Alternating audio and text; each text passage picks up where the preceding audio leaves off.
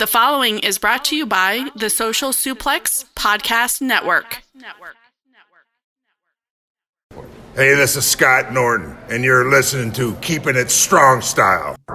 Yo, this is Rich Latta from One Nation Radio. This is brought to you by the Social Suplex Podcast Network. We present to you the Ace of Podcasts, Keeping It Strong Style. Let's go. It's the Ace of Podcasts, Keeping It Strong Style. Covering New Japan, they ready to hold it down. Jeremy Donovan and the young boy Josh. Come and hit a job out in Barrio the Frogs. From the Tokyo Dome over to the G1. Social Suplex is the network where we can get it done. I'ma chill and let them have it, cause this is just an intro. Keeping the strong style, 6 stars from the get-go, boy.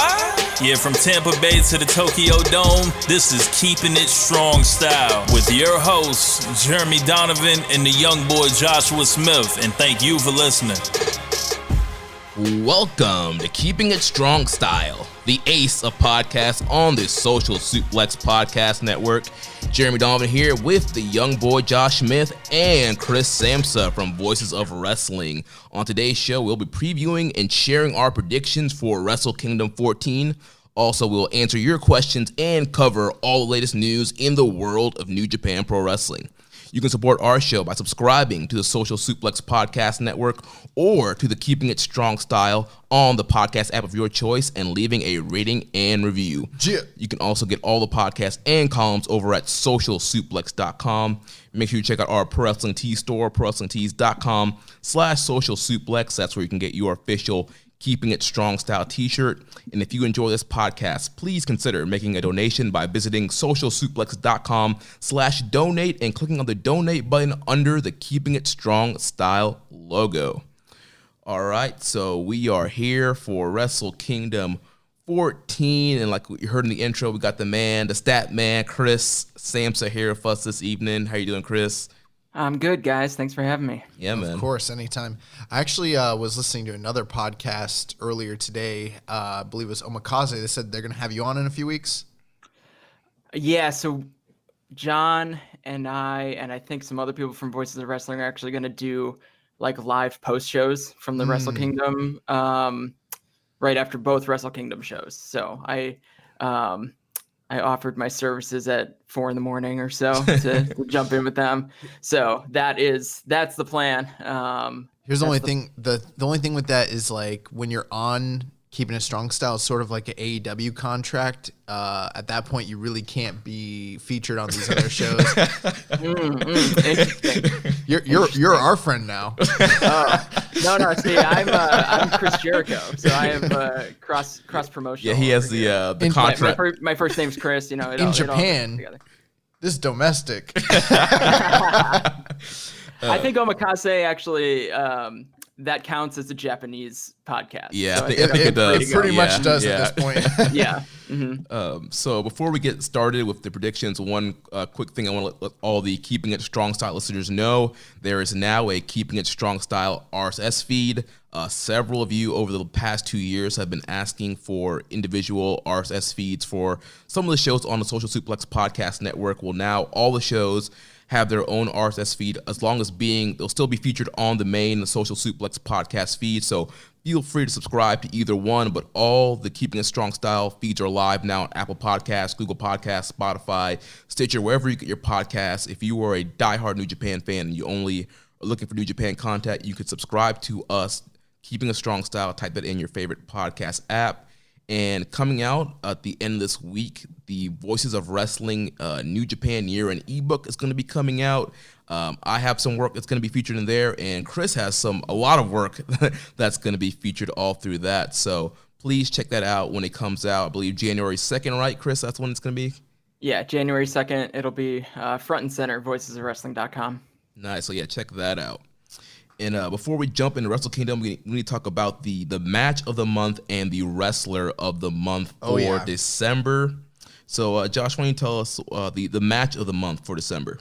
Okay, without further ado, the match of the month is Evil and Hiromu Takahashi in a tag team match against Tomohiro Ishii and Will Ospreay from Road to Tokyo Dome. That was day 3? Yeah. Day 3. Awesome match. What do you think about that match, Chris? I loved it. I loved everything Hiromu did in those Korakuen Hall shows. I think it was a little divisive whether or not people wanted to see him wrestle before the Tokyo Dome. But I think the way he came out, I think the hype is even stronger now for that match. Especially after that first interaction with Ospreay, but then that Evil and Hiromu match versus Ishii and Ospreay was just incredible. What a great way to send us off into Wrestle Kingdom season. Yeah, definitely.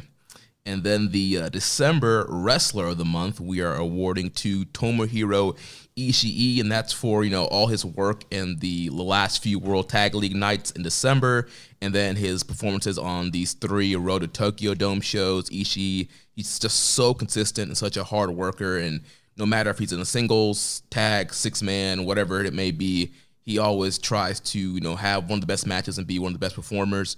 And so, yeah, just had a great month in December. Yeah, I mean, if you, I think a lot of people just saw the Road to Tokyo Dome shows, and there was a lot less people viewing the actual World Tag League. And the thing is, it would have been easy to throw this to somebody who had a great, 3-night span. We could have given it to Bushi. We could have given it to Ospreay. We could have given it to Okada, Ibushi. There was a lot of guys that had a really great 3 nights during those last few Road to shows. But then if you take a look at the whole month as a whole, there's really no one else that was putting in the work the same way consistently night after night. The way that like Ishii and Yoshihashi were tearing it up that whole entire month. And then he had, great tag matches and then this banger. So, I mean, I'm sure there's probably some people who are like, well, what about, Hiromu or Will Ospreay? They had those, really great, tags those 3 nights. And it's like, they definitely did. But in totality, Ishii was the man in December. Yeah, if you just look through the whole month, yeah, Ishii totally killed it. You could probably make that argument for Ishii pretty much every month. But the way he got essentially demolished by Suzuki in that second to last tag league night, and then when him and Yoshihashi were victorious on the second night to keep us away from the inevitable triple threat tag match, or tie at the end of the grueling World Tag League, I think Ishii deserves all the credit in the world for a great month. Absolutely. Nice. All right, so now let's jump into Wrestle Kingdom 14. Give you guys a preview and our predictions for both nights. So hold on before we go in, because you're saying it so cavalier and so like relaxed. This is fucking Wrestle Kingdom 14. It's the preview and prediction. We wait for this all year long. I'm like a giddy little schoolgirl right now. I'm so excited. And we got 2 nights.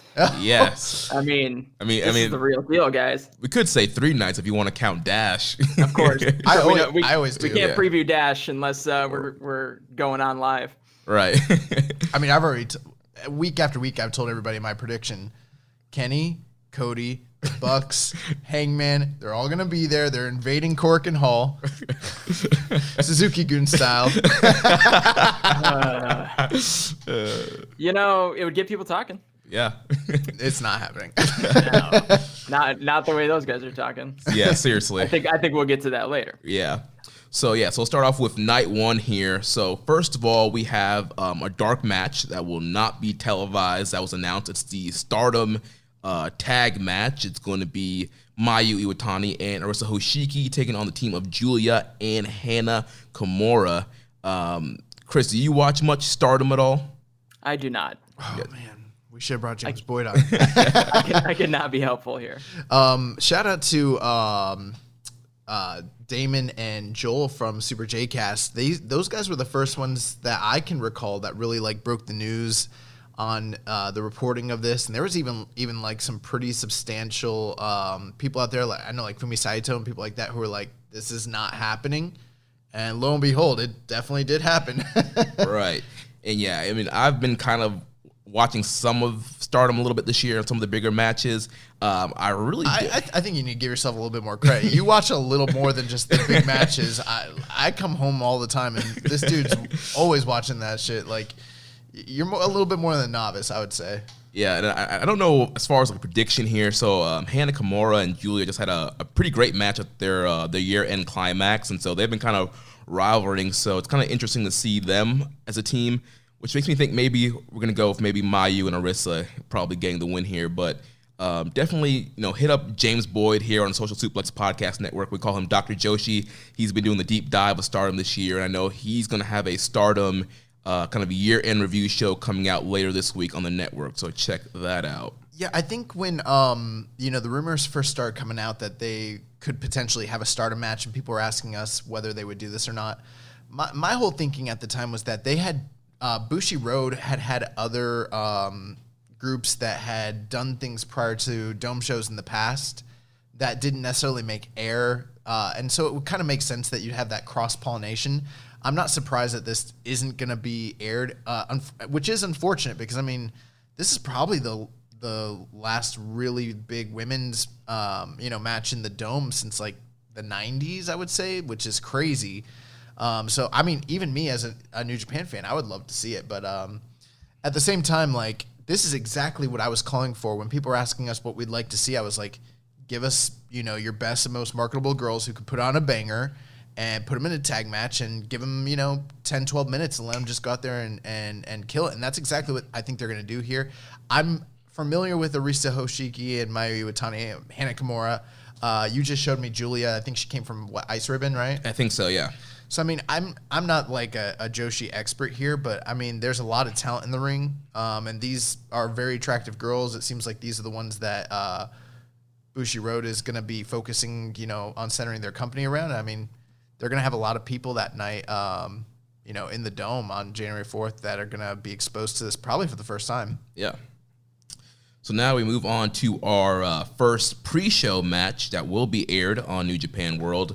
We're going to have a Great Bash heel of Hanma and Makabe teaming with Yamura and Yota Tsuji to take on Toa Henare, Alex Coughlin, Clark Connors, and Carl Fredericks.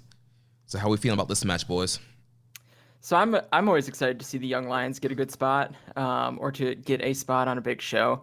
So I think this has been a really great year for a lot of these Young Lion guys, specifically like Carl Fredericks, Clark Connors, Alex Coughlin, those guys who came over from the LA dojo, have really made a name for themselves. So I'm excited that they at least got on the card. I was hoping actually for something on the main card, for those guys in particular, but always good to see the young guys getting in there and getting some experience on the big stage, because some of these guys are going to be players as the years go on here. They've shown that for sure. Yeah, I would definitely agree. This is a heavily pro Young Lion show for sure. And obviously there's the angle we could take here, and we could bemoan the fact that there are other, supposed stars who aren't getting highlighted matches, and people who would say that this is just taking up space, things of that nature. But, this is the card. It's already been booked. We've already had those types of discussions. I'm at the point where I'm ready to just kind of embrace the card that we have in front of us and hope for the best. And, at this point, I can't remember. I don't think it's very often that the Young Lions get a prominent featured match on Wrestle Kingdom at all like this. So, that's a pretty cool thing. I don't expect them to get a lot of time, honestly. So I'm hoping that they go out there and they make the most of it and put in a really solid effort. And, I can't help but notice that we have a lot of the LA dojo lines on the one side and then the New Japan dojos on the other side, kind of continuing that story that we've kind of seen running all year long. Yeah, and like you're saying, as far as time, I'm guessing this will probably go maybe max 10 minutes.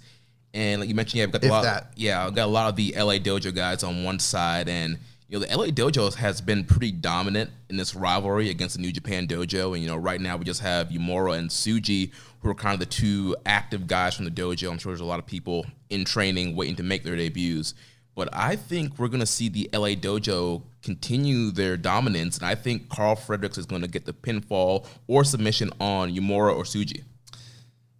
I would tend to agree with that normally, but, the one caveat there is you've got Togi Makabe hanging in the wings on the other side. And, it's one of those things where we could be really hopeful and be like, I hope Toa Henare steps out and, makes a name for himself, or Carl Fredericks, or, one of these more promising guys. But if we're going to stay true to New Japan style booking, we're probably going to see a King Kong knee drop. That's probably what's happening. Yeah, but those, I don't know. When I look at that LA dojo side and Toa Henare, it's hard to, I mean, if I'm looking statistically, Hanare's the guy taking the pin, even though he's actually the one who has graduated out of being a young lion. He's been involved in a lot of falls this year. So, but Coughlin and Connors are both also kind of in that range. So yeah, I would bet that King Kong knee drop onto someone, one of those three guys. I think Fredericks gets protected. Yeah. Now here's the one interesting thing. The only two guys on the Toa Henare side that I see that could potentially pick up the win are probably Henare and Fredericks most likely. But if you look at the Great Bash Heel team side of things, and you'd probably agree with me, statistically speaking, I think like Makabe is the only guy that's going to pick up a win there. Hama's not going to pick up a win, and the other young lions aren't either. So those are probably your major outcomes you're looking at. I wouldn't be surprised if Toa Henare does pick up a win. There's definitely pin eaters on both sides, but it's New Japan. They're probably gonna have Togi Makabe pick up a win, and those four guys stand tall and have the New Japan dojo pick up a big win here. Yeah, we'll see. I don't know. I'm sticking with Carl Fredericks. He's a man in love. He's dating Jamie Hayter right now. He's got life is good for him right now. He's a lot of momentum. Young Lions Cup winner. I think he's gonna pull it out. Get that single leg crab on Yumura there. I don't know. I saw some pretty controversial posts online. Somebody was kind of upset about what was going on. 4chan, are you? I actually don't know where it came from. It was just people sharing it in the group thread. I'm so disconnected from the internet. I don't know where it came from. All I know is the person that was complaining was talking in third person, and they broke into first person. It got really weird. All right, so moving on to the next match, we have Tenkozy, Tenzan, and Kojima taking on Yuji Nagata and Manobu Nakanishi. So between these four, and this is based on my Tokyo Dome stats that I'm cross-checking before I put on the internet in the next couple of days, but these four guys between them have competed in 149 matches in the Tokyo Dome. Wow. So this is another notch on the belt for these guys. Yuji Nagata he's got the most, actually, I think, of this group, with 45 Tokyo Dome matches in his career. So this is another match for these guys. A lot of these guys have spent a lot of time in the Big Egg, so it'll be fun either way. But I think it's kind of neat that New Japan throws them another one, just in part because they've done it so frequently. Now, those 45 Yuji Nagata matches, those aren't just New Japan shows. I mean, that's Correct. probably, those are like Noah shows and things, and All Japan, things like that. Yes, cross promotionally. So wow. I went and pulled all the Tokyo Dome information I could, and like I said, I'm cross checking it against Chris Charlton's book. Yeah, and then I'm putting it into my format. So that was that was a big find for me. I was like, man, Yuji Nagata, he just shows up early and he just keeps showing up. I actually think the only guy who's got more matches is Liger. More matches in the Tokyo Dome is Liger. Wow, that's awesome. That's a crazy stat. I mean, yeah, and it's just one of those things. I would encourage, if you're a newer viewer and you're unfamiliar with these four guys, go back to like the early 2000s and go back to the late 90s and just see like who these guys were. I mean, there's a reason that they're so revered even to this day. I mean, even if it's like the fact that they are like, understated and they're pin eaters, people see them as dad status. Like, there's a lot of guys from that era that are not around right now, and there's a reason these guys have jobs for life. Yeah. But this is the rematch that everyone's been waiting for since World Tag League. I mean, yeah, we saw these guys in the Tag League. I was very disappointed when Nagata and Nakanishi defeated Tenkozy. Everybody knows I love me Kojima, so I'm here. I'm hoping we get the big kind of comeback here, and Kojima can pick up the win here and get some revenge from the World Tag League. Nagata's actually got a positive fall differential this year. He's 14 positive falls, so over his negatives. So and that means he hasn't worked that much this year. He had 50, 63 matches. Okay, more than I thought. So yeah, but he was really protected. He didn't take any falls, I don't think. He might have taken one in World Tag League. So Well, he definitely lost to Ishii. yeah, but I don't know if it was Nagata that took the fall. No, they had a singles match. Oh, okay. Well, yeah. So he took some falls, but World Tag League, Nakanishi was eating all those pins. Oh yeah, that makes sense. Yeah.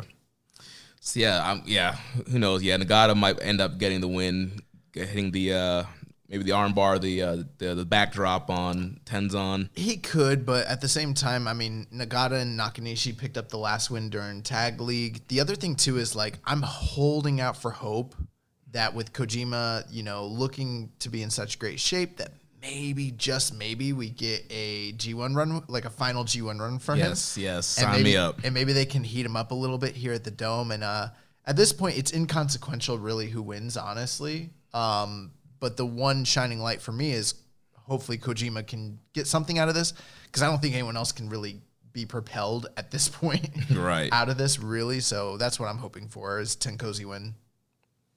All right, so moving on to the next match, we have the first match on the main card of the show, and it's the first Jushin Thunder Liger retirement match. So we have Liger teaming up with Tatsumi Fujinami, the Great Sasuke, and Tiger Mask, and they'll be accompanied by El Samurai to take on Naoki Sano, Shinjiro Otani, Takaiwa, and Ryusuke Taguchi, and they'll be accompanied by Kobayashi.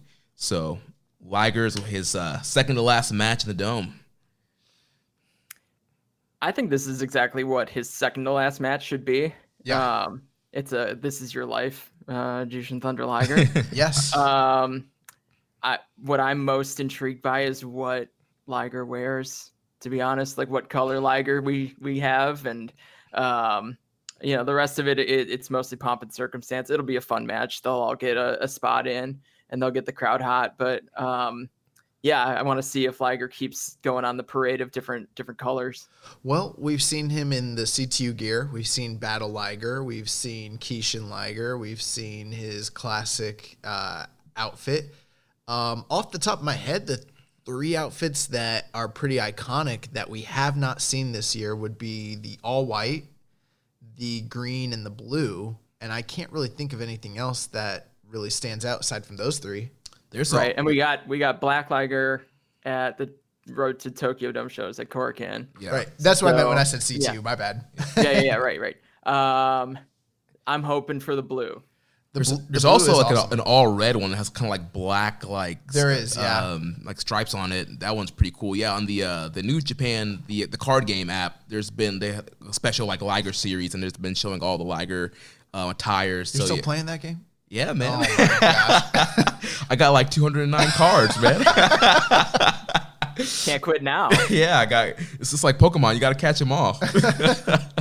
I'm very interested to see what Liger attire is going to be for both nights here, and this is going to be, a great celebration of his career of a lot of his great rivals and teammates from over the years.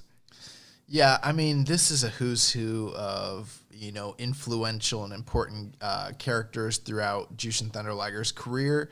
I think a lot of fans, when they tune in to Wrestle Kingdom, they're expecting, that show of the year caliber, like 5-star, 4 to 5-star caliber range type of match. 6-star. That's not a real thing, but okay. But there are probably some newer fans who are totally unfamiliar with a lot of these names, who when they see him come out, they're gonna be like, oh man, these old dudes. Like, you know what I mean? But there's also the aspect that this is the biggest show of the year, and a lot of that has to do with presentation, pageantry, and things of that nature. And this is going to be a match that is littered with, presentation and pomp and circumstance, and it's going to be highly emotional.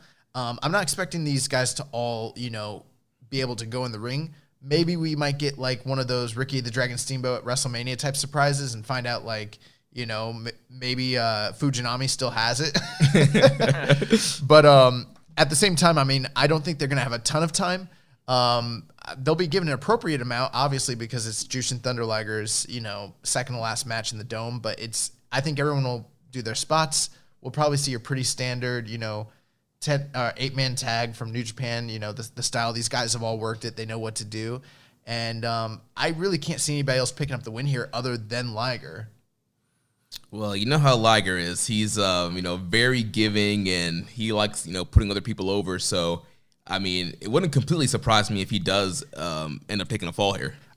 I just don't know who would be meaningful on the other side. Exactly. Taguchi, I guess. But, yeah. They need to elevate Taguchi at this point, right? Yeah. Taguchi's great. Let's get another title run. Take it down on the Taguchi. He's my boy. He retweeted me. I'm the guy that gets ridiculed every year when I predict how great he's going to do in the Super Juniors. So trust me, I'm right there with you.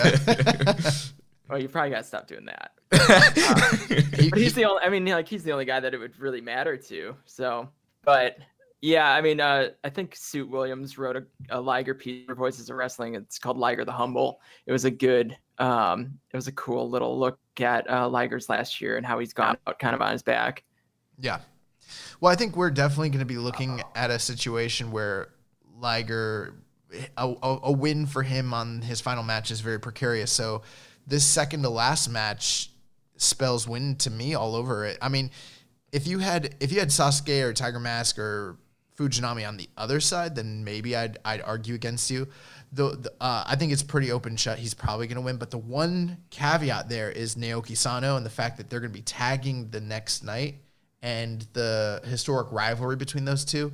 I'm just wondering what kind of story elements are going to be in play when they're on the opposite side of each other the night before they're supposed to tag with one another, and what that really is going to mean overall for the weekend. Yeah, it's going to be very interesting to see what comes out of that relationship. But like you guys, I'm thinking Liger is eventually going to get the win here. Oh, swayed you.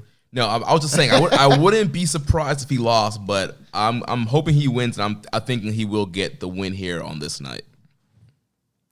So that's going to take us to our next matchup here. We have the 2019 Keeping It Strong Style Faction of the Year, Los Ingobernables de Japón. It'll be Evil, Sonata, Shingo Takagi, and Bushi taking on the Suzuki-gun team of Minoru Suzuki, Taichi, Zack Sabre Jr., and El Desperado. What do you guys think about this one? As we go through this, the card looks good, but as we're actually running through it in real time, I'm realizing, man, the fourth, there's a lot of multi-man matches. Yep. Yeah, but the LIJ group has had a great 2019. I think that Suzuki-gun has had a entertaining 2019. I think that this is going to be the match that tells us whether or not the 2020 Wrestle Kingdom is going to be the Wrestle Kingdom of LIJ. I think this match could be very telling in the path towards how all those dudes do in their big matches. And when you say that, Chris, what do you mean specifically? Well, we've got a chance at the end of this whole 2-night thing that we've got LIJ just draped in belts and Naito's doing a roll call when everyone's got a championship. So I think that I don't know exactly which way it would go if that's what's going to happen. Potentially they lose here. Right, because that's what I'm wondering. Do you think that a loss here is indicative that they're going to lose the next night in most of their big matches, or is it flipped? Do you think that they lose here so that it throws you off the scent, and then it makes it more likely for them the next night to pick up those wins? To me, it depends on if they show that they're dominant in this match. I think they don't come out of this thing draped in gold. I think if they win because Suzuki-gun falls apart, or if Sonata gets a flash pin on Zack Sabre Jr. or something like that, I think that would be less of a tell. But it's going to be. I think it's going to be part of the story. Yeah, and I'm thinking that Suzuki-gun's going to get the win here. The last we saw, Bushi picked up a win over Zack Sabre Jr., so momentum is kind of on LIJ's side, and Sonata also picked up a win over Sonata during that 3 shows of the Road to Tokyo Dome. So I feel like Zack Sabre needs to get a little bit of momentum here, some comeuppance, and I think Sabre will probably get a flash pin, maybe on Sonata or on Bushi to get revenge there, and then plant that seed of doubt that maybe Sonata is not ready and cannot beat Sabre the next night. Yeah, I like that idea of Zack beating Bushi because he suffered a singles defeat to him during the Road 2 show. And so it kind of gives him something to like earn it back a little bit and, make him look dominant going into his match with Sonata the following night. For me, I don't really necessarily think that either team winning is super important necessarily, but it's all about the presentation of the unity of those factions. There's a lot of talk and discussion amongst fans and different people who are pontificating that both of the future of both of these factions is very much in question going into 2020, and that might just be speculation. We might see more of the same coming into the next year, but both groups seem to be sort of at the precipice of a cross section. And so there's, especially with talks of like Minoru Suzuki and, the future of his career in New Japan. And then, all these different guys breaking out, Taichi, Zack Sabre, sort of the same thing with LIJ. A lot of like stars being made, people wondering whether or not there's enough room for that many stars at the same time in one stable, in the same division. So I could totally see there being the beginning of a rift on either side, potentially, even if it's really understated.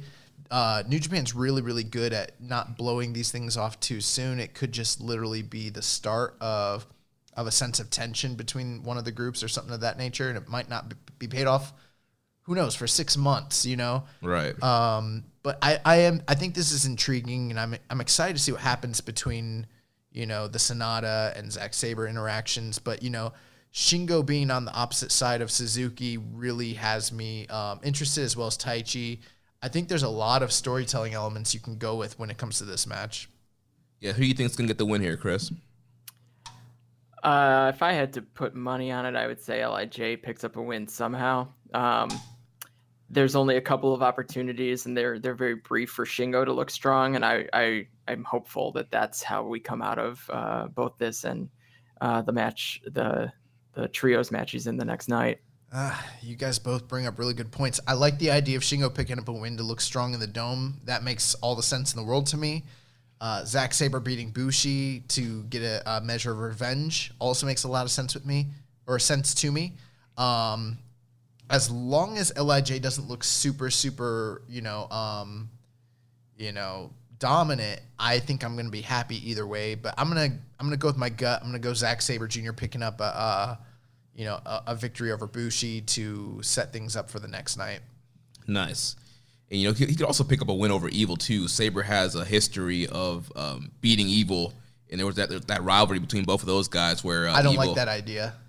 I'm just saying, if there's potential of maybe Evil leaving LIJ, him getting the loss there could kind of maybe start planting seeds there. But Bushi win or Sonata's probably more likely than Evil. You know what? Do you think Evil's the guy that the odd man out in LIJ right now? Jeremy does. Yeah, I think so. I feel like he's going to turn heel. Like, they lost the tag league. Sonata has a big match at the Dome. He doesn't. So I think that leaves the door open for him, him being jealous and wanting to prove that he's as good as Sonata. I think that if Zack beats Evil, then Zack's beating Sonata. That's the reason I don't like it. Gotcha. Because I think if he beats Evil, then that's probably going to be like some sort of rivalry match between them again down the line. Maybe I just think it makes more sense that he retains the title. So I would rather him beat a guy like Bushi to set up the match with him and Sonata the next night. Plus, him and Evil have had so many matches over the past year, That's my thinking anyways. Right, yeah. My only thinking of that is like, so you have Sabre beat Evil, then Sonata beats Evil, and it's like, oh, well, you think you're better than me because you beat Sabre. I see that. Yeah, so that's kind of angle I was going at, but... No, I totally see that, and that's definitely a direction they could go. but that's all kind of hinging on the idea that Evil gets disgruntled. Right. Which I don't know if they could do that. I see them all turning on Naito as opposed to, that's my thinking anyways. Oh, oh man. Hot takes here. Wow, that I don't think I've heard that take. Naito. Oof. You want to draw heat? You want to fill out a Osaka Joe Hall February. Oh man. Ooh, I would not want to be in that building. I don't think that's a likely scenario, but that's something that I could see like happening that comes out of left field, Who knows? We'll see. So moving on to our next multi-man match, we have the Chaos team of Hiroki Goto, Tomohiro Ishii, Toru Yano, and Yoshihashi taking on the Bullet Club team of Bad Luck Fale, Chase Owens, Kenta, and Yujiro Takahashi. Obviously, this match is a kind of a preview for the Never Openweight title match the next night between Goto and Kenta, and then several of these other guys will be in that six-man gauntlet for the Never Six-Man titles. One has to wonder whether or not we're going to be seeing Shibata accompany this Chaos team down to the ring, since a lot of the feud between Goto and Kenta is centered around their friendship and, the betrayal of Kenta on Shibata. I'm wondering about that. I'd be surprised to see Shibata here. But that's just how I look at 8-man tags. I think that they usually are just an avenue for a quick interaction between two of these guys. So right. Kenta and Goto. But yeah. I think you'd save Shibata for the next night. That's what I'm thinking too, Chris. That Shibata makes his kind of big, kind of grand appearance in this rivalry again on the second night. Mm-hmm. Yeah, I mean, all I can really say about this match is that Chase Owens has a really good chance of being involved in the finish because that's kind of his thing. Because he's awesome.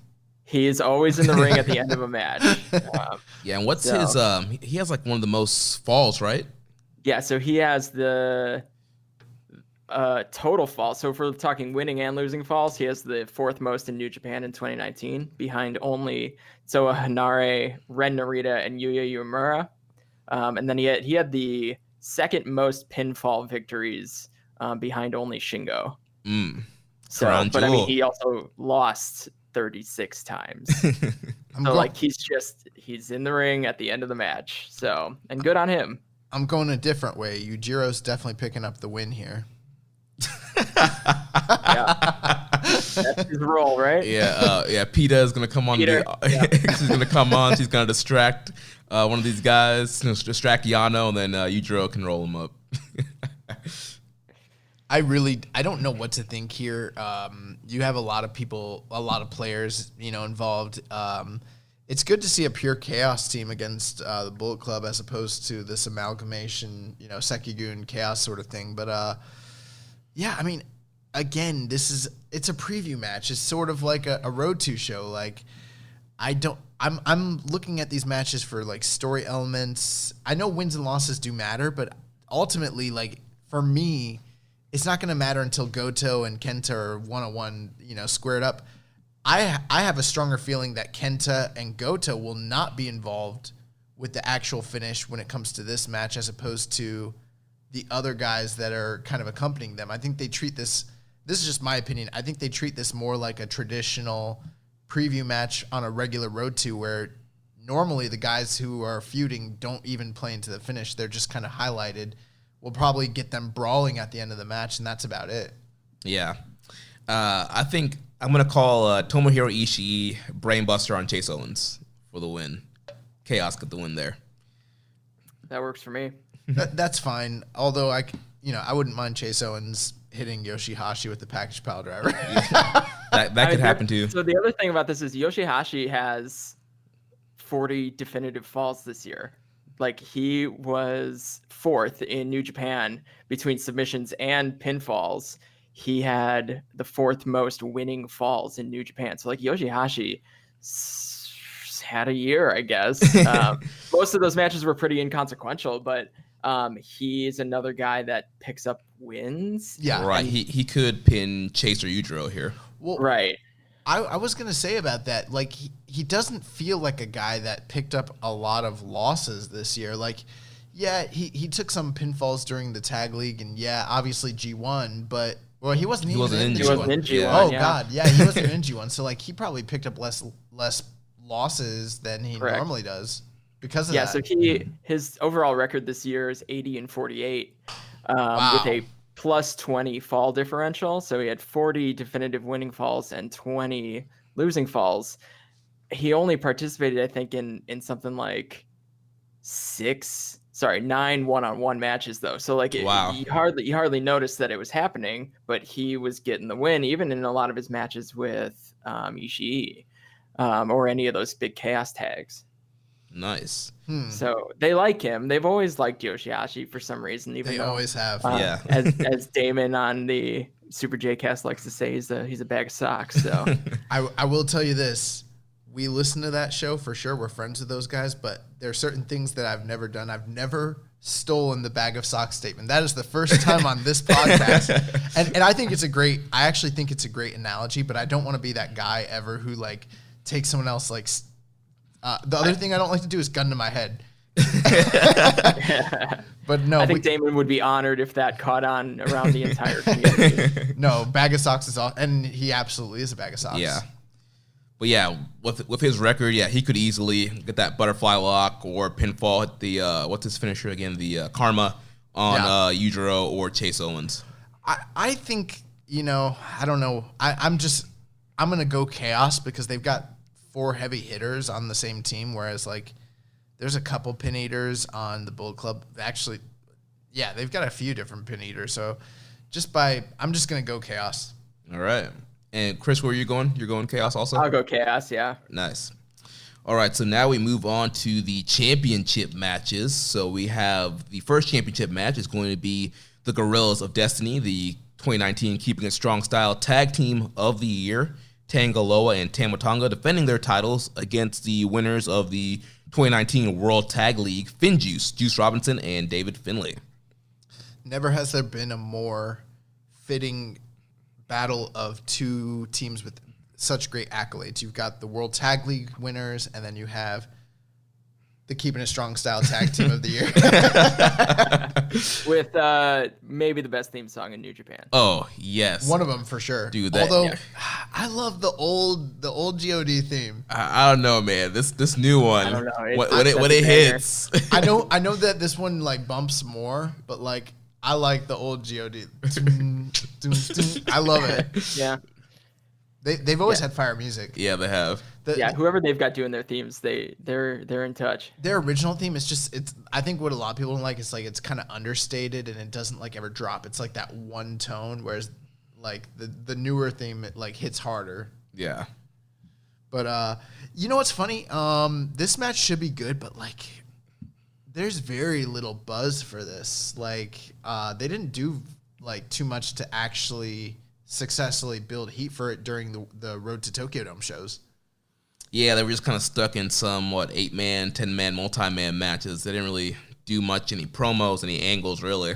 They kind of just let this live with the World Tag League build, because that wasn't too terribly long ago.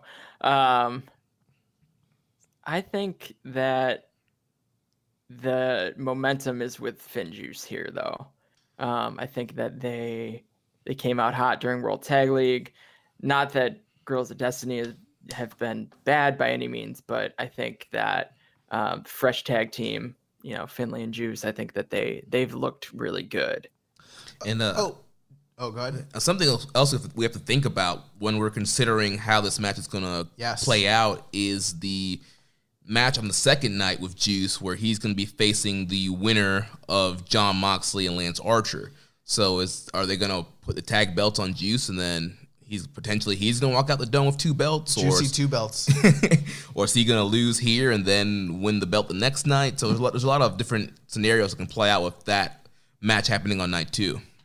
I guess the question is, do you think they want Juice to be rolling around America for these American tours with 2 belts, or with the option to just take 1 belt off of him, because he seems really involved in this New Japan of America situation that they're building towards, and all of these tours that they're doing. So I gotta wonder if the business side of it comes into play there at all. Well, there's a few different talking points. You guys bring up a lot of good things.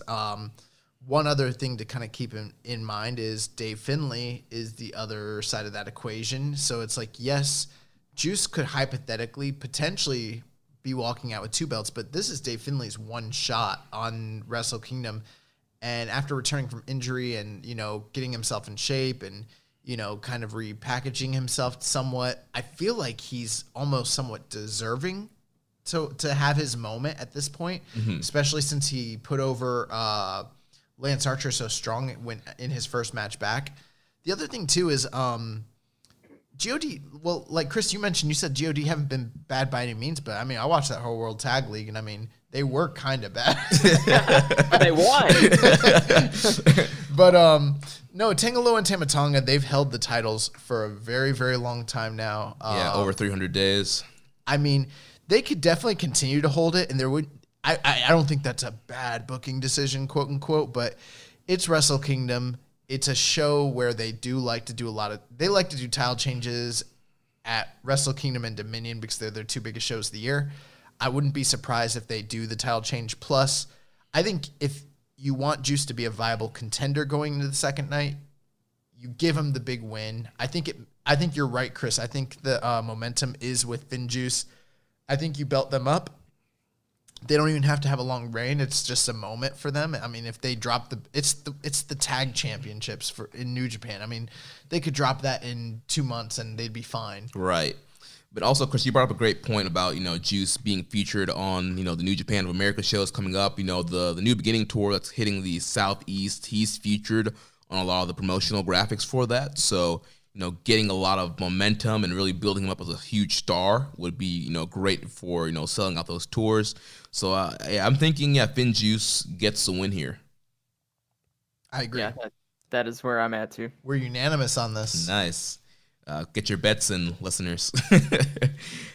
So up next, we have the IWGP U.S. Championship match. We have the 2019 Keeping It Strong Style Most Improved Wrestler, Lance Archer, taking on the 2019 Keeping It Strong Style Newcomer of the Year, Jon Moxley. Man, a battle of KISS Award winners. Who could have ever imagined? Oh, man. I'm excited. Any interesting Archer stats here, Chris? Oh, let me look. Oh, man, you put him on the spot. He wasn't ready. No, I was trying to scroll down. I got 132 guys on this list. I keep scrolling. Archer's, obviously, he's had a great year. He's had a really entertaining year. Overall, he's 41-28 with a +18 fall differential. So that's a really good year. For a guy that no one was anticipating much out of coming into 2019. Right. That's for sure. He's also, I'll do the plug. He's writing the foreword for the Voices of Wrestling ebook this year. So he's kind of he's friend of the family now. So Archer, and he got hot-shotted into the U.S. title with the travel delays for Jon Moxley going into King of Pro Wrestling. And I think that Archer has been a really interesting U.S. champion. So this match being of Texas deathmatch rules, I think that adds another element here too, potentially protecting both guys from taking a pin. And I think it could bring some really interesting elements into the match. So I will defer to your opinions on who you guys think will win because I have no idea. So, like you mentioned, it's a Texas death match, and sorta. Well, it's it's not an OG Texas right. It's match. New Japan's Texas death match, so it's knockout by 10 seconds or submission. So that's going to be very interesting. I'm assuming we're going to see these guys kind of brawl all over the place, all throughout the dome, in the announced section, in the crowd, and kind of be a wild and crazy brawl. I'm thinking that Jon Moxley gets the win here. We get a title switch, get a new U.S. champion. Mox gets the belt back that he never lost. And then you set up Mox versus Juice, which was supposed to happen, was at King of Pro Wrestling. And you can capitalize on that match again. And, it's Jon Moxley. He's one of the hottest names in wrestling right now. And so you want to get some more, New Japan subs for that second night and people tuning in on that second night. I think Moxley's a great name to have on that second night. And he's flying all the way to Japan. You might as well capitalize and book him on both nights. Yeah, I got to agree with you. I think Jon Moxley is going to walk out of the first night with the belt, mainly for the reason being that, Jon Moxley is a huge star, coming out of AEW. And from what I understand, his dates are going to do, from the reports that are out there, his dates are reportedly supposed to increase with New Japan going forward into the calendar year next year. So I think that, the fact that there is a sense of, I don't know what the word is, but the fact that he's kind of committing himself even a bit more to the product and the company, that's a good sign, good faith. Mm-hmm. They also always intended to have the feud between him and Juice Robinson get paid off, and the fact that, like you said, Chris, they did kind of have to hotshot Lance Archer into that spot due to the tsunami, or was it a tsunami? Yeah. Due to the tsunami and the fact that, Jon Moxley couldn't make his way out there. So this kind of fits in with that narrative.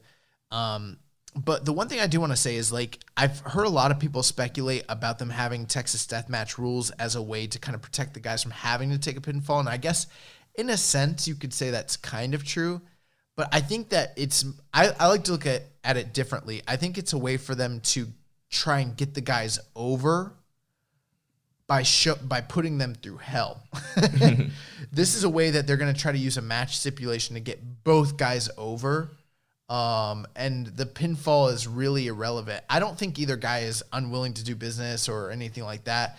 I think the protection isn't the fact that they're not taking the pinfall. I think the protection is that they're going to probably get hit with finishers and God knows what else, and then stand up before that 10 count, or, not go to sleep when they're put in a situation where they probably should have.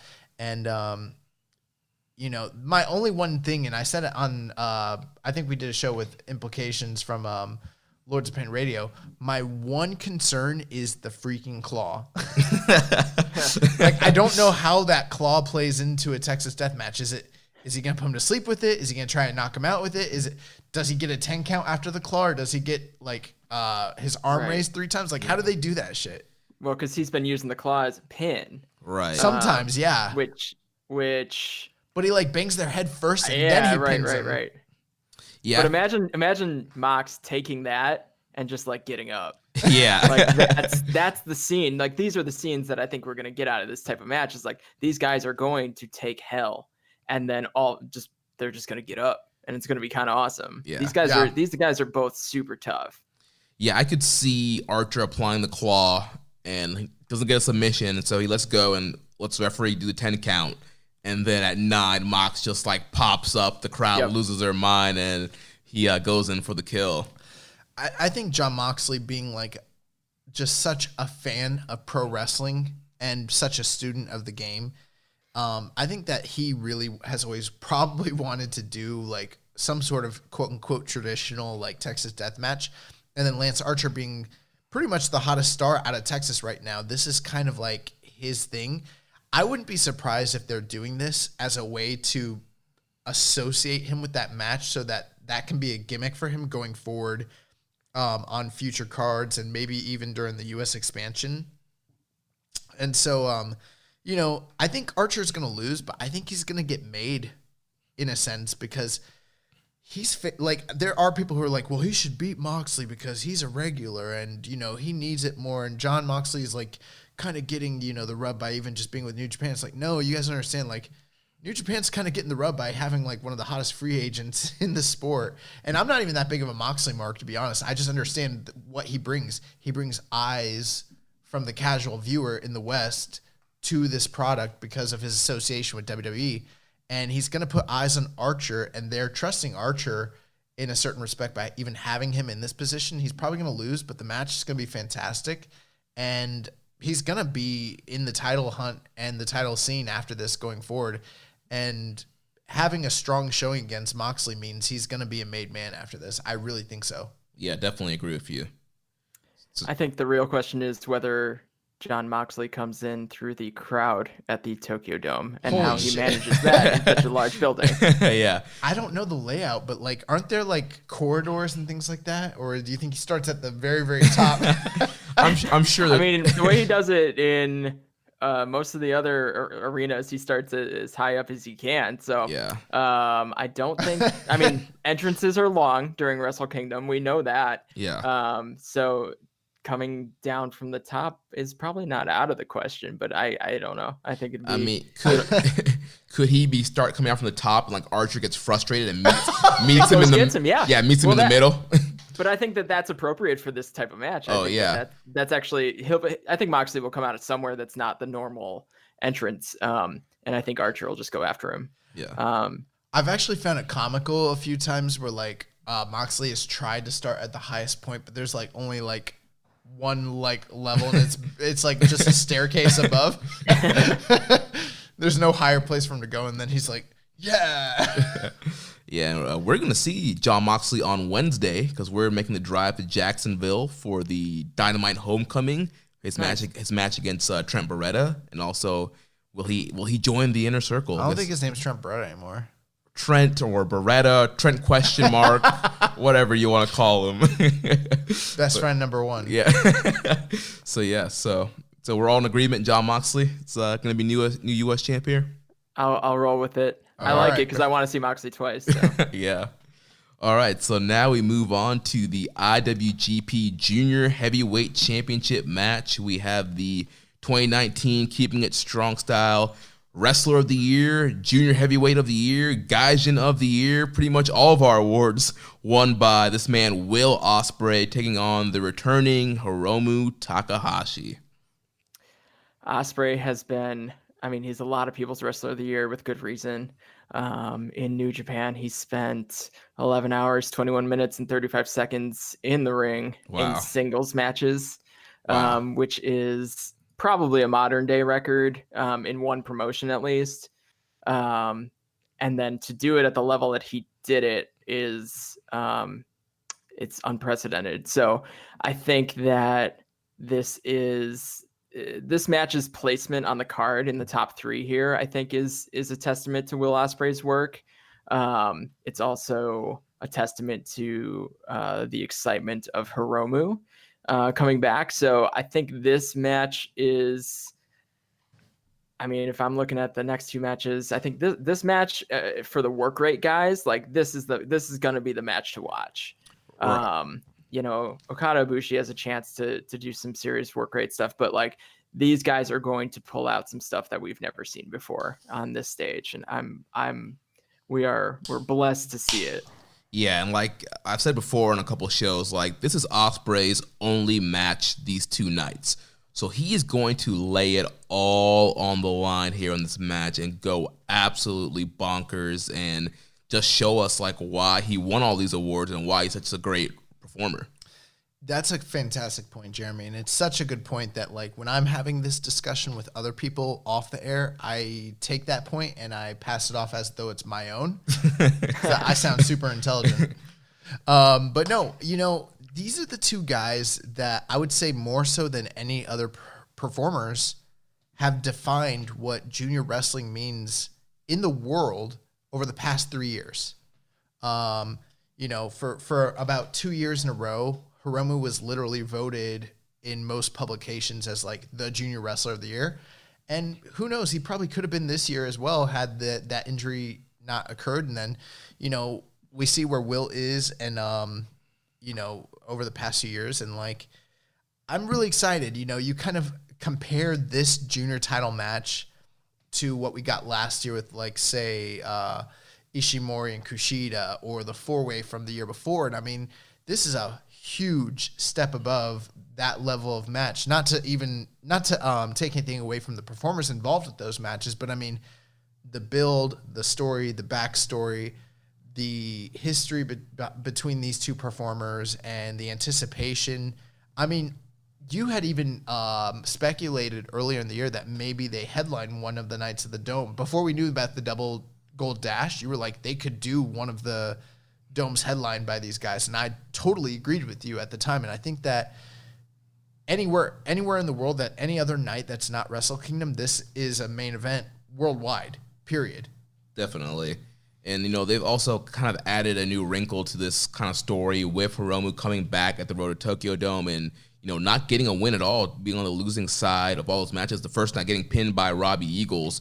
And so you have Ospreay, who's this, overconfidently cocky champion right now. He feels like he's going to kind of blitz Hiromu. He's not really worried. And then you have kind of Hiromu coming back from injury, kind of in this underdog role.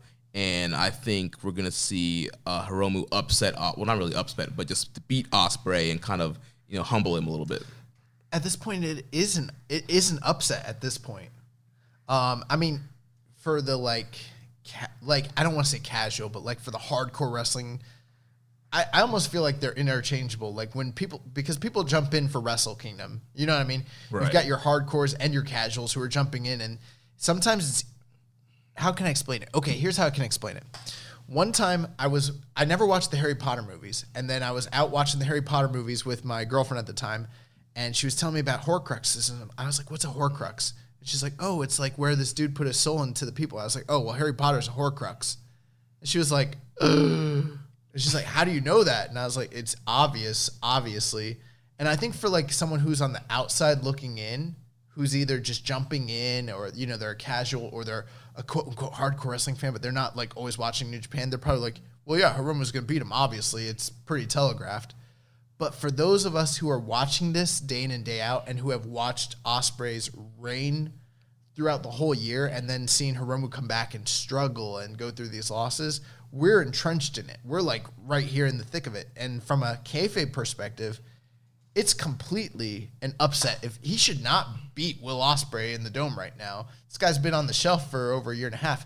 If he does, it's going to be a miraculous moment and somewhat of an underdog win. Honestly. Right. You could look at it that way, or you could say that Ospreay has worked really, really hard over the last year. Hiromu waited until he was absolutely ready to come back. He picked his spot. Ospreay's broken down by his, 24 plus hours of ring time this year. I like that angle. That's better. So that works too, right? So it's all a matter of what story you want to tell.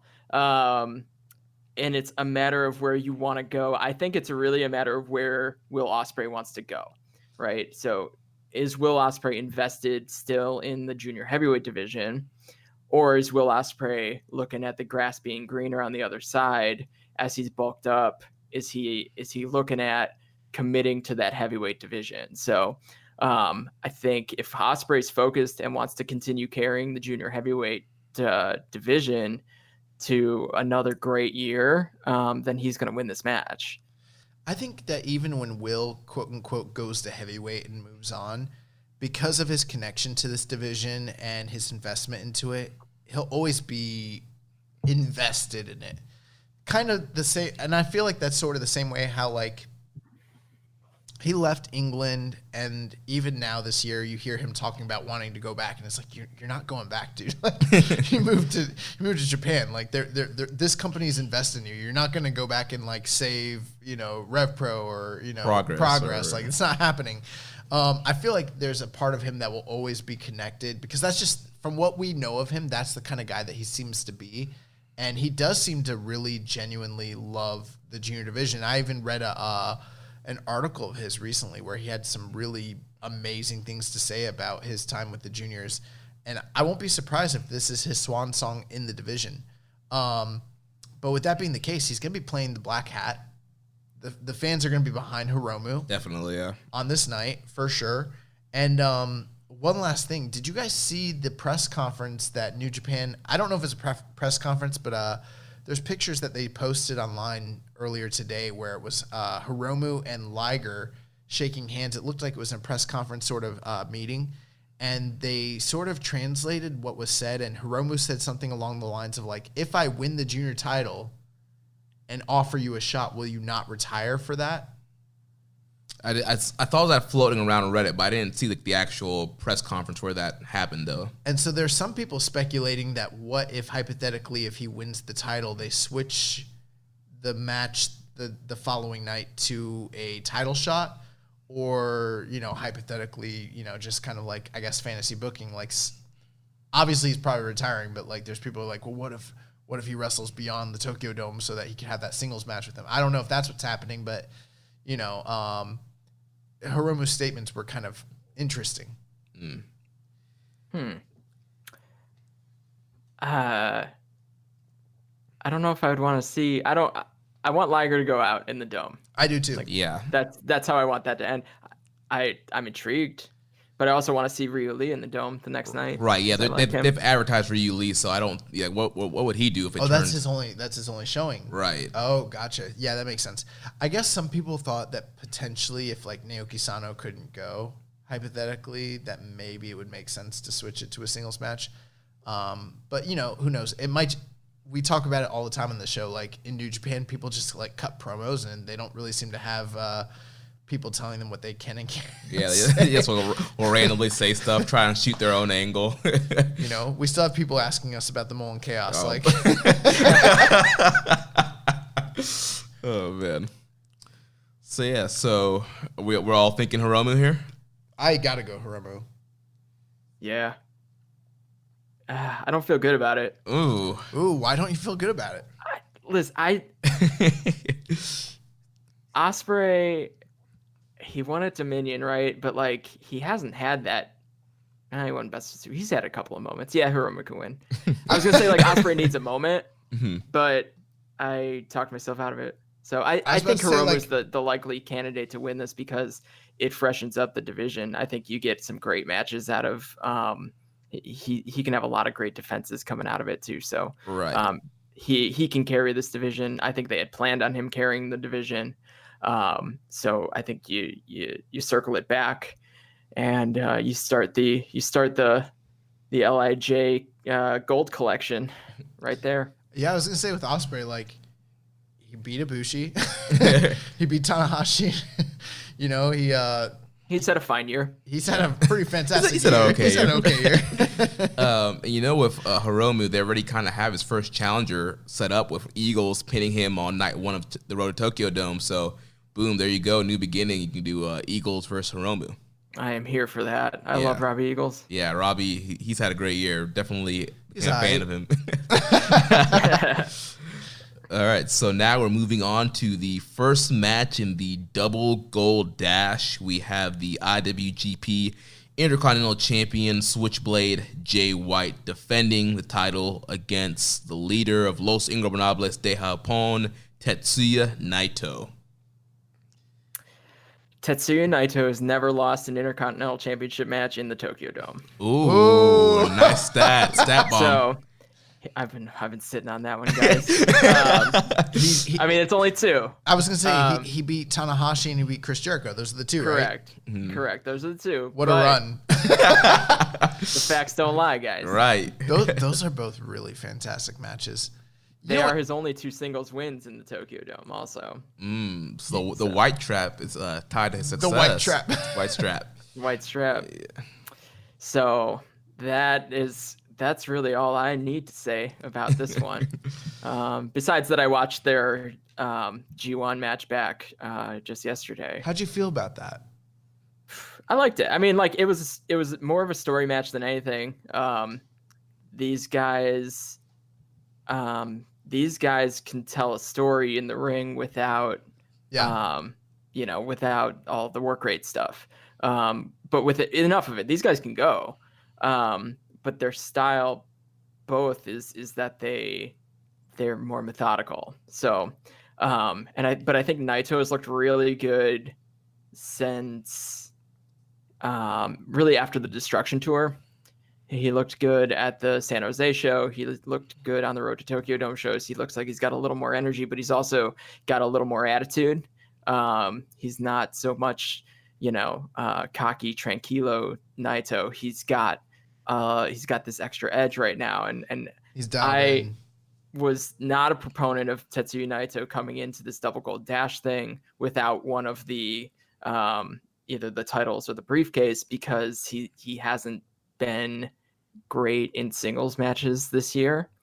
Both as a subjective look at it, I don't think his singles matches have been 5-star, classics all year. I can't think of one that was really incredible in that way. And he also just hasn't been booked strongly. He hasn't been winning. So I don't think a win over Taichi in a miscellaneous kind of C-level pay-per-view puts you in the conversation, besides the fact that he's one of the biggest draws they've got. So, but with that said, I think he's looked really good in all the preview matches. So he wins Intercontinental Championships in the Tokyo Dome. Where did he beat Taichi? Wasn't that one of the shows in the beginning of the year?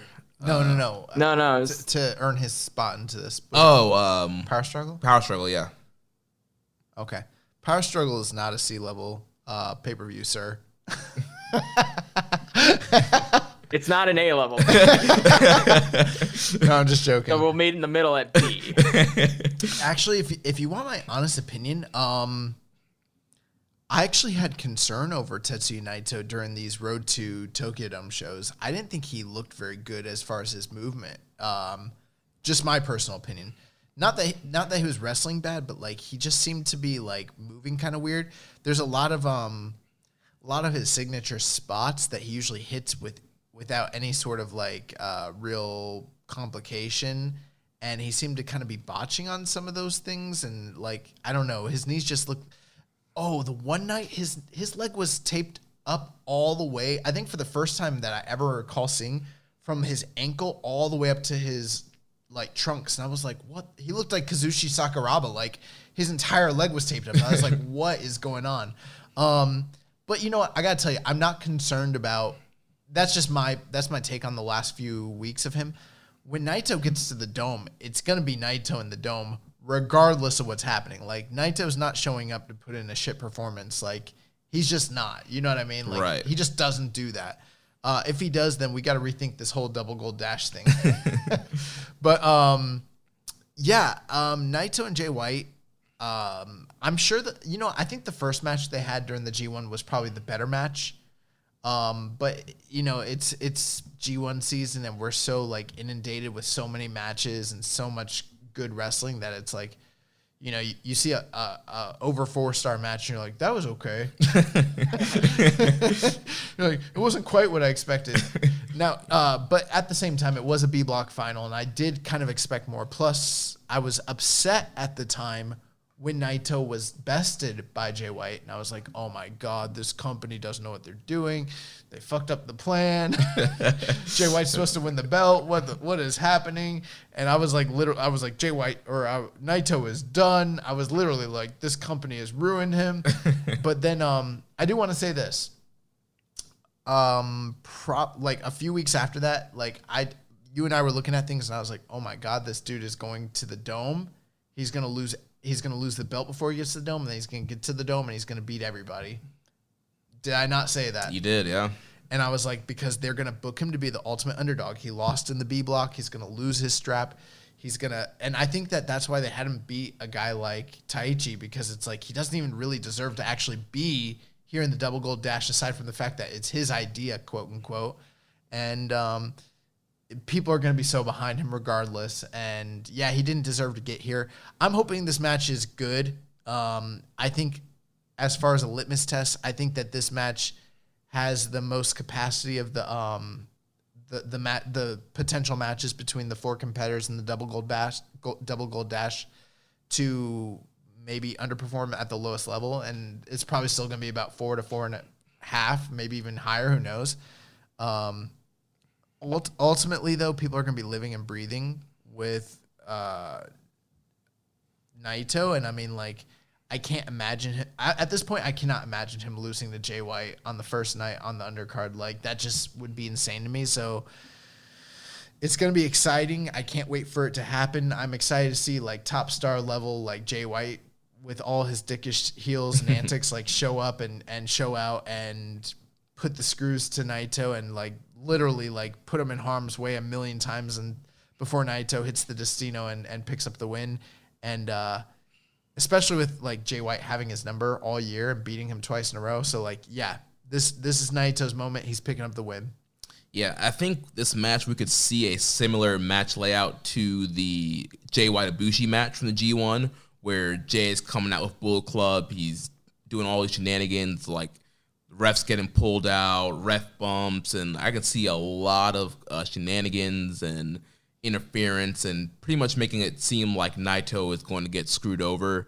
And then finally, at the very end, Naito overcomes all the odds, just like Ibushi kind of did in G1, and defeats Jay White and regains the IWGP Intercontinental title. I think Naito comes out of this match on top, but I don't think he comes out looking strong. Ooh. I think he squeaks by. I don't think he wins necessarily definitively. I think that's how they get to the next night, where Naito still looks like an underdog. Gotcha. But I think he wins. There's a small chance if Naito loses on night 1, he's losing on night 2.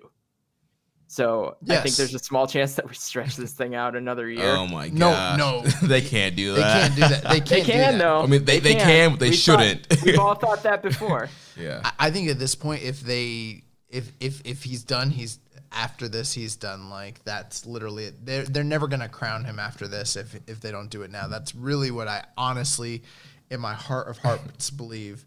But Thoughts on Naito being the first guy to kick out the Blade Runner? Oh my god! Because that could be an awesome false finish. I just watched Jay White and Ibushi for the first time since watching it initially, like last night, and I noticed again that no one has kicked out of that. Even like when he went for the pinfall, like no one's kicked out of it. So I'm like, and when I was watching that, I was like, what if Naito kicks out? I have a feeling he might do it. I don't. I thought about it. I don't either. But I don't think that tells the story for the next night. Yeah. You know, I like where you're going with this, Chris. I think he could come out of the like squeak by, but not look totally strong. But here's my only thing with that is like, if they're gonna put him up against Okada, he has to defeat Okada definitively. I think he needs to have a little bit of strength coming out of this match to look credible. They could easily do the thing where he doesn't look too strong because of the fact that the tickets are sold, people are watching, it's already a done deal. They could do the thing where he doesn't look strong and he looks like an underdog. They could do that easily. But I don't know if long-term that's what you want to do during this 2-day period. I think he should beat Jay White to get a measure of revenge and then look semi-strong. I'm not saying he needs to be dominant, but I think he needs to Destino this man and put him away. Yeah. So yeah, be interesting to see what happens there. But there's a lot of ways they could do this. There's a lot. I mean, there are 8 actual scenarios that we can go with. But Naito's in 2019, Naito of these 4 guys, or his 3 opponents, Naito's only beaten Ibushi. So like he's already coming in as the underdog.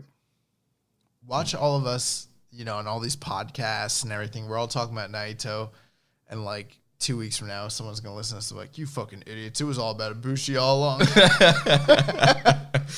I mean, I think the story is all about Naito, but spoiler alert, I think Ibushi comes out on top.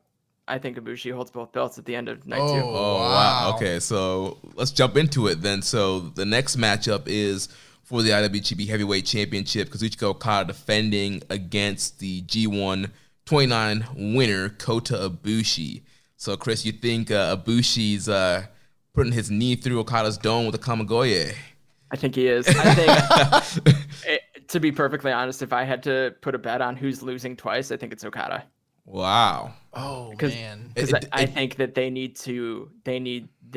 I think it's time to show some weakness with Okada, and he's going to need something to do going forward. So he needs to rebuild himself. And if he does lose twice, it does make a lot of sense with the whole story of the double gold dash, because he's been the one guy that's like, I have the goal. Why would I want to win a silver? I don't care about this thing. Like, so he doesn't want it. He's got to defend the title twice. Right. Well, in theory, if he had won the first night, he would have to defend twice, and that's not something he would normally do. Right. So, I mean, there's certainly a chance, obviously, that New Japan gives us Naito and Okada on night 2. And that's the story that they tell, is that Okada never wrestles, 2 nights in a row. And can you imagine if the scenario that you're painting plays out, and it seems to be that you're pretty much predicting a Jay White Okada match on night 2, and Jay White defeats him in the Dome 2 years in a row. Oh my God. So that's huge heat for Jay White.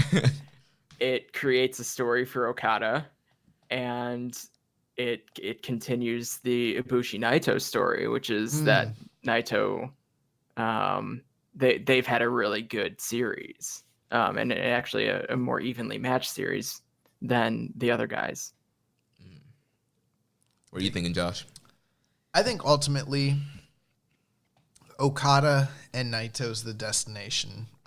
It really, to me, has to be. I've always thought that. I've said it on the show for the longest time. It's a Tokyo Dome series that they've done every other year, and it's the big money match. The one thing that gives me pause to think that maybe they don't do it is the fact that they haven't really advertised it. And it does seem like, why do you give away a big money match like that without any sort of advertisement? But you brought up a good point this past couple shows ago where you said, well, they've been saving Okada Naito. If they wind up doing Okada Naito on night 2, then now they've protected it for so long. Now at this point, if they want to run it as an actual series going forward into 2020, they can just do it, because now it's the law of diminishing returns. And I was like, you know what? You're absolutely right. They could totally do that. And that would be heated rivalry. They've held off from having these guys wrestle each other for 2 years now, and they'd be able to fill big arenas with that match going forward. And I think that would be a defining rivalry that Okada kind of needs at this point, because Omega's gone and Tanahashi, they can't really do that anymore. They kind of need someone to be his rival.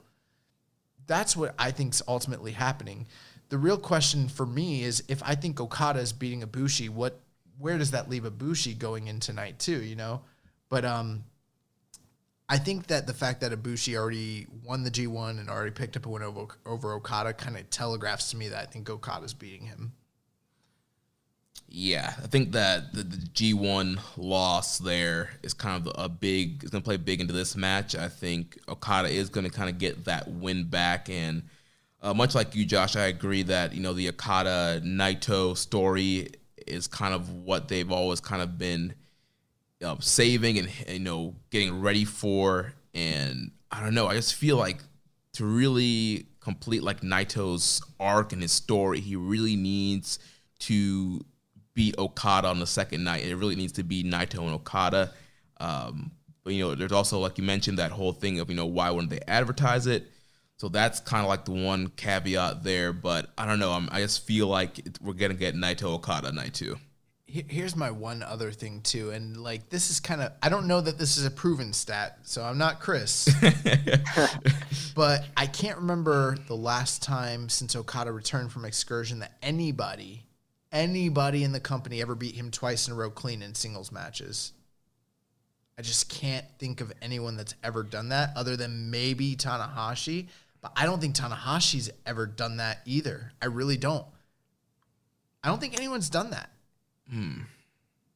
I think Tanahashi has. I would have He to might look have, but at he's that got to be series, but he'd be the only one. He'd be Like- the only one, and that would have been even early in their series.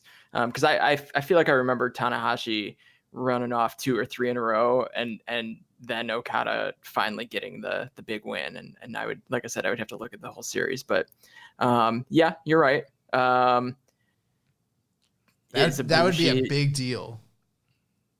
Ibushi or Jay White. I mean, like, Okada's a guy at this point, he's made. Like, he is the next ace. He's going to be the guy for them for a long time. and he already has been the guy for them for a long time. So I think you've got to get him out of the picture. I think you've got to get him out of the picture because it's going to get stale. Because you can't do another record-breaking run. Like that was the story his last title run. Mm-hmm. This title run, I think the story is who beats him during this stretch, this weekend at Wrestle Kingdom. I think that's the story. Naito or Ibushi. One of those two guys is going to be, one of those guys is going to be the guy that can be the flag bearer for a little while. And if Jay White wins, right? So we've got a couple of options for guys that can beat Okada twice in a row, right? So if Jay White then wins on night 2, if Okada goes 0-2, Jay White, they love Jay White. When it comes to getting the right kind of bad guy attention and running up heat, like Jay White is the guy. So I think they're going to ride that. So if he beats Okada a second time in a row at the Dome, that wouldn't surprise me in the least. Well, I think there's a lot of different possibilities here, and it's one of those things. I think a lot of people are very married to their viewpoints on what they think is going to happen, but ultimately, it's the Dome. It's Gato. We've got no freaking clue. It's gonna be great. Yeah. So here's the thing: we got 4 of the best pro wrestlers on the planet that are gonna have 2 nights at the Tokyo Dome to put on great matches. Because those guys in the consolation match on night 2, they're gonna come out ready to go. Yup. They're gonna prove they want to prove that if nothing else, they are great professional wrestlers, even though they don't get to carry those belts. So we're going to get some awesome professional wrestling out of just these 4 matches. Yeah, it's going to be great. All I'm saying is don't be butthurt if your scenario doesn't play out exactly the way you want it to. Just trust Gato because he's never proved us wrong so far. We're going to get there. And it's going to be awesome. But, yeah, you're wrong. Okada's definitely winning. So that wraps up night 1. Let's jump. Oh, and I do want to say this before we move on. I think Okada Ibushi, this is my prediction. That will be a match of the year contender, and it will be the match of both domes, period. It's going to be better than Hiromu and Ospreay. And I don't see anything on night 2 that's going to be able to compete with it. Unfuckable with. Dave Meltzer's going to give that shit. Their G1 match was my second or third most favorite match of the year. So I love those guys together. I think that they're awesome. And I felt like they were leaving something on the table during that match. Yeah. Also, Ibushi's wailed. Isn't it funny that we're trying to wait for Okada to pass the torch off and Ibushi's Okada's way younger older. than me. Yeah. How old is Ibushi? 37? He's 37. Or Yeah. 37. He might be 38 now. Yeah. Okada's 32. That's crazy. Man. Oh my they gosh. rocket strap that dude, and he's gonna keep carrying that company. I just think they gotta get him out of the way for a little while. Yeah. All right, so let's go to night 2. Yeah, so going to night 2, first dark match, we have the never open weight 6-man gauntlet for those titles. We have the current champions, the most violent players of Togi Makabe and Toru Yano, and the coach Ryusuke Taguchi.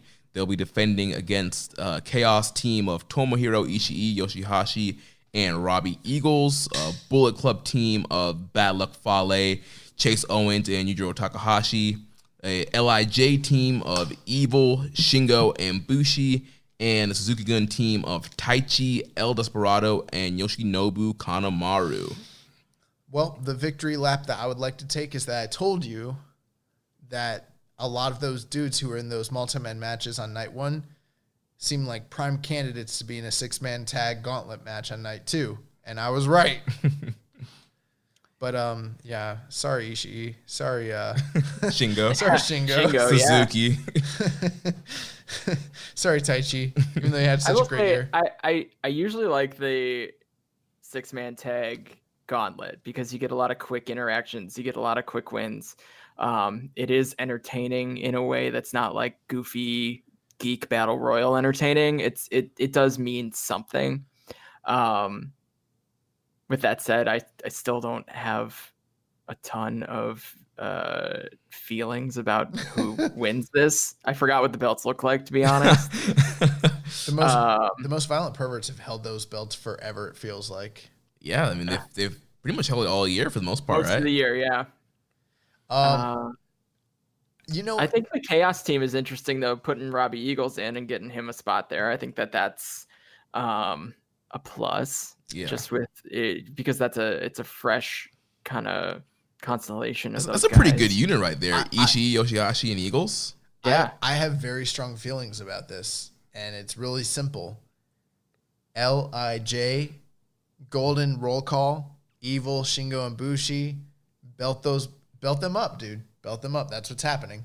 It might make those belts matter too. Yeah. Which I'm for. I like trios matches, especially with some stakes. So those would be the guys that would elevate this title and put some attention on it. So I'm for that. I could roll with that. Yeah, Them or Chaos. Yeah, it's funny, like 2 years ago when we first started this show, our first, what was that, Wrestle Kingdom 12, I predicted that we were going to get a golden roll call for LIJ. You did. Which we didn't obviously get that year. And at the time, I was like, that's fucking not happening. But I think 2 years later, that is exactly what's happening. So yeah, maybe I was just ahead. I had the vision a little bit too early. I think you did. I called you the other day. Remember, I called you the other day and I was like, hey, you were right, but just 2 years early. So yeah, I think we're going to get the golden roll call. And yeah, I'm going with LIJ here also. Also, I always like the 6-man gauntlet. You brought some good points, Chris. Some stuff I kind of remember, and I don't know why. I remember the one time where like Zack Sabre Jr. put a triangle choke on Raymond Rowe and then like choked him unconscious. I was like, yes, fucking awesome. And then like when Trent picked up like his one big like title win like out of that one 6-man tag match, and then I think they dropped the titles the next night. Yeah. But yeah, these matches are always fun. You know, if we're not gonna get a Rambo this year, then I'm fine with getting a 6-man gauntlet at least. Yeah. Yeah, I think it's the best way to open a show, to be honest. If you're talking about a way to get a dozen guys on the show. Is this on the show or is it a dark match? It's a pre-show match. Pre-show. Okay. So we're starting with Jushin Thunder Liger then. Right. Yeah, so the first match of the main card will be Liger's second retirement match. Liger teaming up with Naoki Sano. They'll be accompanied by Yoshiaki Fujiwara. They'll be taking on the team of Ryu Lee and Hiromu Takahashi. Oh, Fujiwara's walking them out? Yeah. Oh, that's dope. I didn't know that. I love Fujiwara's like one of my favorite all-time wrestlers. You know, here's the thing. A few weeks ago, we were talking about this, and I was like, this makes all the sense in the world from a story standpoint. You know, the connection between Liger and Sano. I even like made that my recommended match of the week, but then I saw what Sano looks like in 2019. I was like, what the fuck? He doesn't look good. I was like, well, he doesn't look like he should be wrestling. He looks fine. Yeah, he looks fine, but I was like, I didn't realize that that's what Sano looked like nowadays. Like So shout out to The Wire, Return of the Wire. They've got some really good stuff coming out on the New Japan YouTube again. Yeah, they've done some really good preview stuff. Some great stuff with the Wire stuff. I don't know what to expect here I'm for excited to this see match. Ryu Lee. I think, you know, Ryu Lee or Dragon Lee, like he's been one of the, you know, fresh juniors. I think to bring something to New Japan. So I'm excited to see him get into New Japan ring again. I'm excited to see what his interaction with Hiromu looks like. I think, you know, obviously that's the long game of what the storyline is. I mean, he broke Hiromu's neck. Like, so do we address that or do we just kind of keep rolling? Yeah. No, they're just gonna have like a frenemy-ship. Yeah, it's gonna be Hiromu's already frenemies with Will. He can't be frenemies with everyone. He can. That's his gimmick. He's a frenemy to all men. Yeah, it's gonna be very interesting to see what they're gonna do with that. So also this is kind of like a past versus future kind of matchup here. And yeah, also, you know, Ryu and Hiromu, I'm predicting that's going to be, you know, one of the hottest rivalries of 2020 for that junior title in that junior division. Whether they really address the broken neck thing or not, they're going to have some fire matches. And I think that Liger is going to, want to really, put over the future of the junior division. So I can see Liger taking the loss to Ryuli or Hiromu to kind of put these guys over and let, New Japan know, hey, the junior division is in the hands of these two guys. To me, Lee and Hiromu had their best series of matches in 2015. I would find it really hard to believe. Those are great. Oh my God. Yes, they are. I would find it really hard for me to believe that they could possibly top those unless there's some sort of personal investment into the feud, because I don't think that they can just get by having the kind of spot fests they had in CMLL and New Japan during that time period. Like, they should have already addressed this neck break. It should be Memphis style. It should be Kenny Omega and Jericho, like these two guys going for blood and all that. But it's really not that. It's been these guys like on social media wishing each other the best, and really cutting promos after Fantastic Mania, talking about Hiromu coming back, and like these guys just seem to really admire one another. It's like, yo, you broke his fucking neck, dude. Like, I want these guys to like hate each other and like have a personal vendetta. It should be Andy Kaufman and freaking Jerry Lawler. It should be Memphis, but it's not. It's New Japan 2019, 2020. Like, so I don't really know what to expect here. I don't know what to expect from this match, especially with the current state of Naoki Sano. Like, I'm like, can he still go? Like, ultimately, it's Liger's retirement. This is probably the match he asked for. This is what he wanted, and hopefully they have something good in store. I don't know what to expect. Like, I do know this. I'm probably going to cry. So there's that. Yeah, it's going to be a very emotional moment, but, I'm assuming Liger will probably be in the ring majority of the time, and also with Ryuli and Hiromu, you can't really go wrong there. So I think this match, as far as the match quality, will be decent, and it'll just be a great, memorable moment, and I'm guessing, we'll have a big, standing ovation for Liger afterwards. Here's my this is my prediction. Liger and Sano try their best. Lee and Takahashi best them. They pin Liger square in the ring. Sano gets pissed that they lost. He starts attacking Liger, and then fucking, Lee and Takahashi kind of like stand up for Liger. Liger gets to stand tall. Sano goes to the back and just walks off because he's a fuck bitch, and and then Liger stands tall with the future, and they all walk off to the sunset, and then Lee and Takahashi can get into it during the presser afterwards. Man, got that all played out. That's my prediction. Book it. Yeah, give Young Boy the book. So yeah, I think we're all in agreement here that Liger is gonna do the honors here. Probably. Liger will do the honors. We'll do the honors. I'd be really surprised if he doesn't, but he'll still be the last guy in the ring. Yeah. Liger's pinning Hiromu. This whole retirement was a ruse. He wants his title match. Yeah. All right, so moving on to the next match, we have the IWGP Junior Tag Team Championships on the line as the champions from the Bullet Club, Taiji Ishimori, and the Headbanger El Phantasmo will defend against the Junior Tag League winners, Roppongi 3K, Sho, and Yo. What are we thinking here, guys? Guys, I love the Junior Tag League. I have to say, that was a great tournament. Yeah, I really enjoyed the Junior Tag League. I mean, Birds of Prey, Roppongi 3K, Taiji, and Phantasmo. Yeah, it was great stuff. I thought it was. I wouldn't say I loved it, but it was really good. It was better than last year for sure. And I mean, there was like 3 or 4 bangers that I really enjoyed. So I mean, no complaints on my part.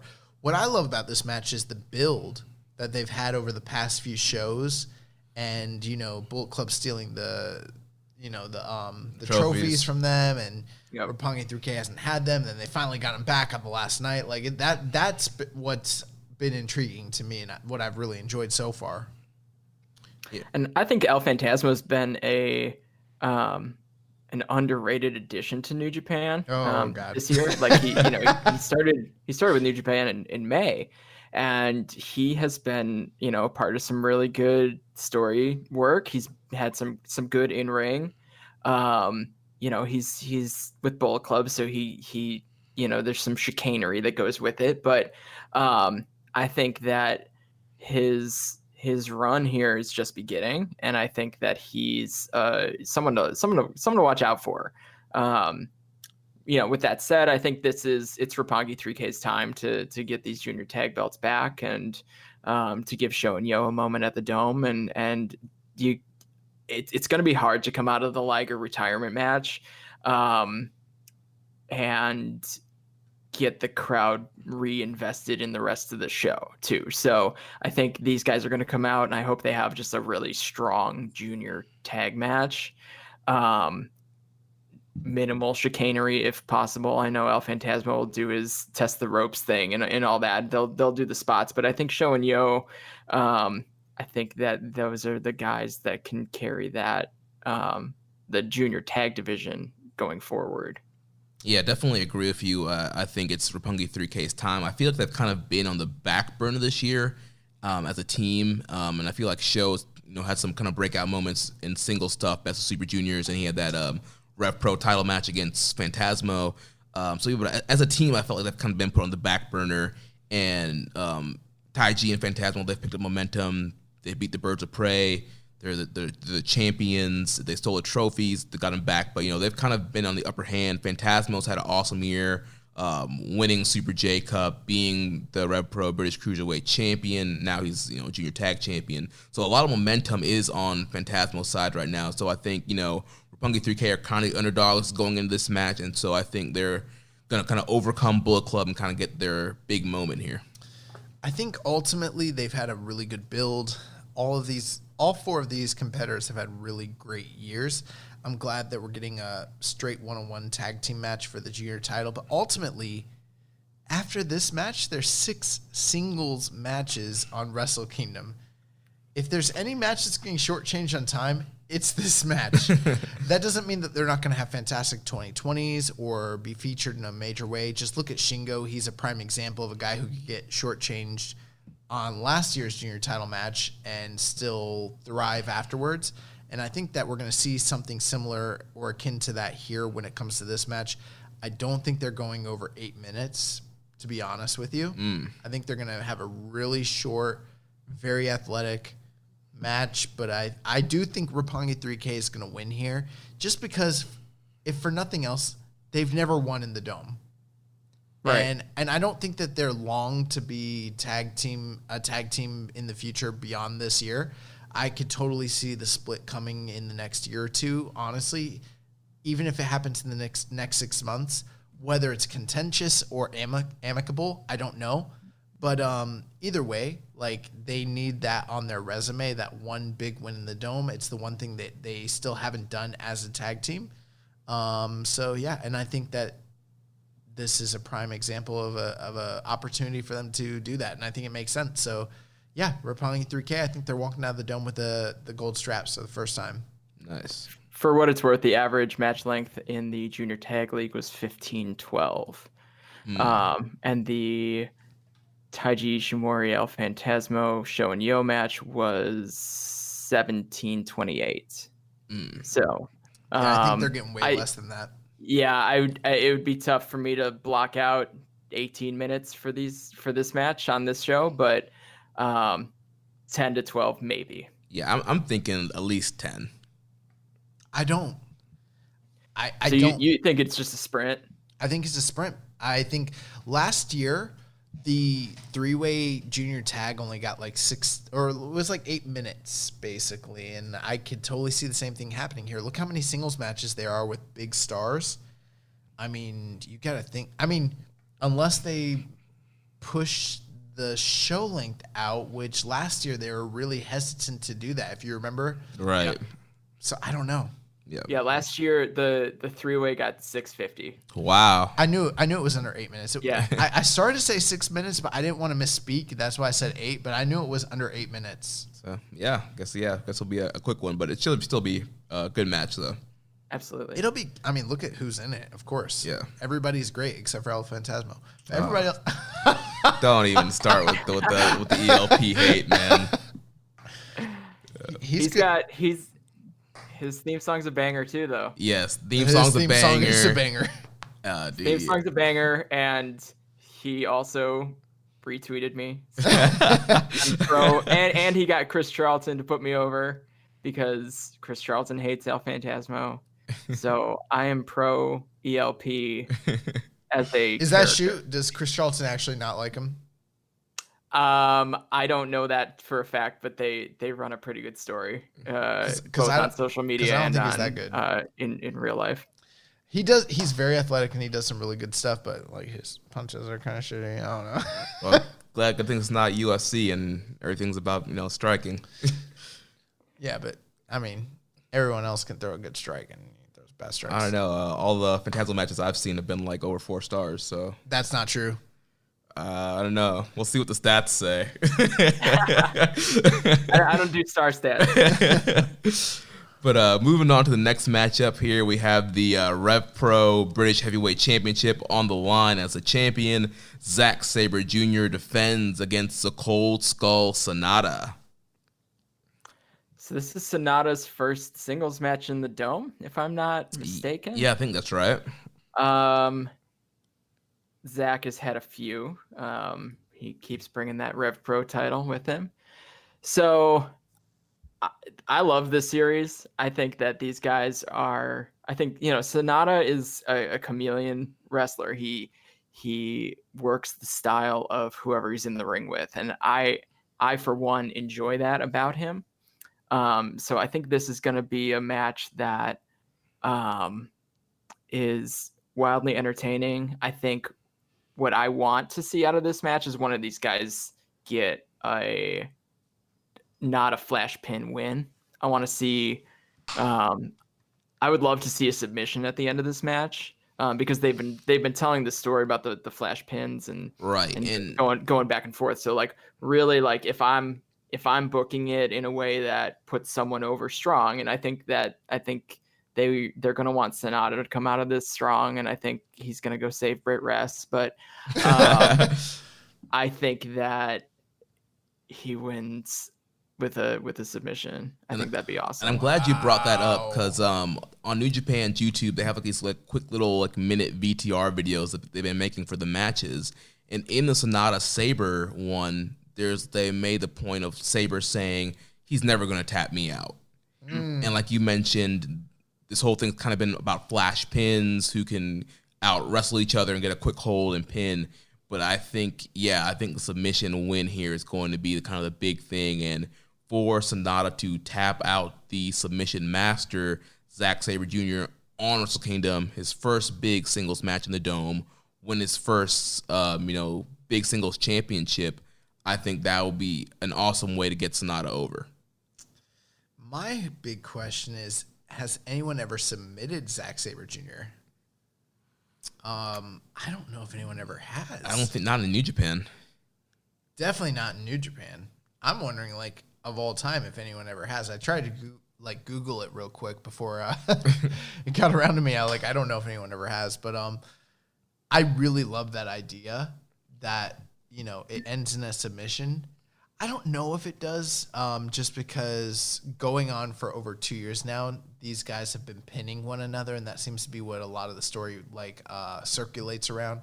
I love that idea, Chris. The idea that somebody kind of like earned an emphatic victory via submission, especially since both of these guys, a lot of their game kind of circles around the fact that they're submission guys and they're kind of just pinning one another. But I don't know if they actually go that extra step and do that. I mean, if I was taking a guess, I would find it more likely that Zach was able to submit Sonata than Sonata to submit Zach. But then again, New Japan is so keen on making Sonata a big star. Just look at the series he had with Okada this past year. And I mean, that would be a way for Zach to really give back to the company for allowing him to have that major, New Japan Cup run a couple of years ago, or just last year, I should say. And, the big push that they've had him literally tap out everybody in the whole company. The least he could do is probably do the favor to Sonata in the Dome. The other thing, too, is Sonata has lost to him in all their major Rev Pro matches that they've had with one another over in England. and they've done a really good job of building Sonata up as a potential draw in England. You know, they've really featured him heavily.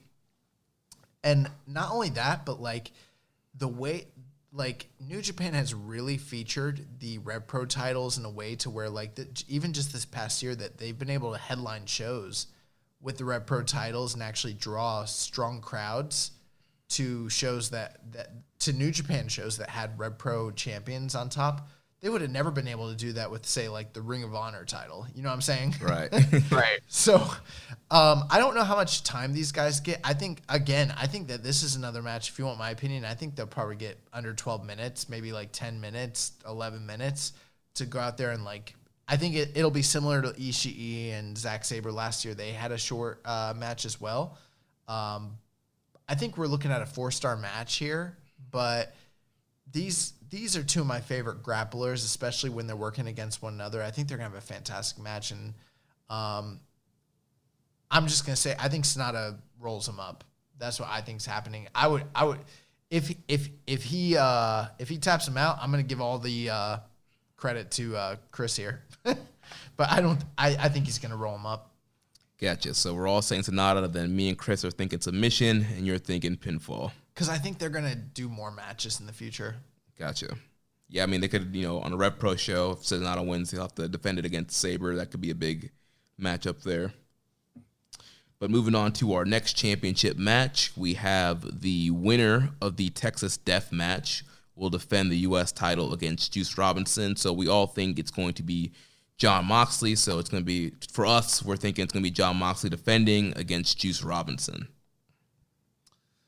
Well, the one thing I'll say here is part of it is bullshit because Juice is getting in after a tag match, and whoever is facing him as the champion is getting in after a Texas Death Match, regardless of whoever it is. That's how you get the belt off of whoever comes into this match. I think Juice walks out of this with the belt. So I do too.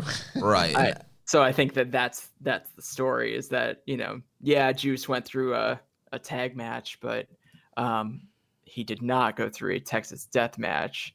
So I think that's the likely scenario here. I think what they wanted to do was get the U.S. title off of Moxley at King of Pro Wrestling, and maybe move him to a different program for Wrestle Kingdom. But this is the opportunity that's in front of them that makes most sense with booking. So I think that is the story. I think there's a good chance that we do see Juicy 2 belts.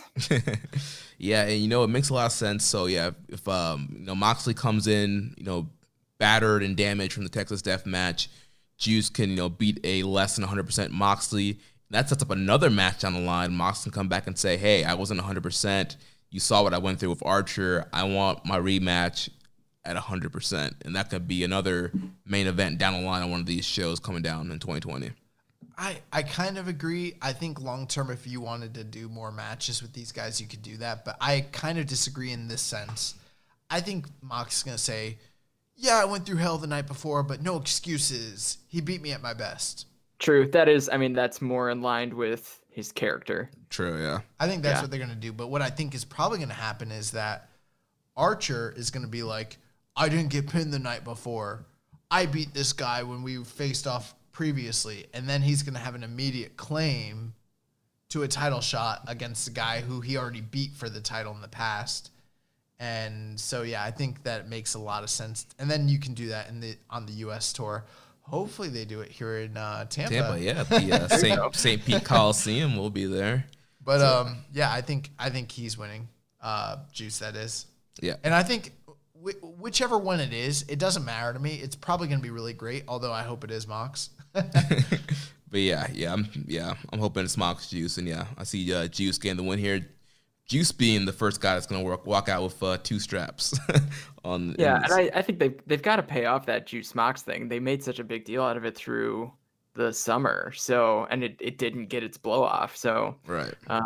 And I think they've probably got an extra date from Moxley because he missed King of Pro Wrestling. So here's what I think: whoever wins the double gold dash will become like a megalomaniac and just be like gold hungry, and then they challenge Juice for his belts, in a quadruple unification match at New Beginning. This sounds like TNA when like Kurt Angle and Samoa Joe like wrestled for like all the belts. I'm not gonna lie, it was a super mark for that. Like when they wrestled for every title, I was like, yes.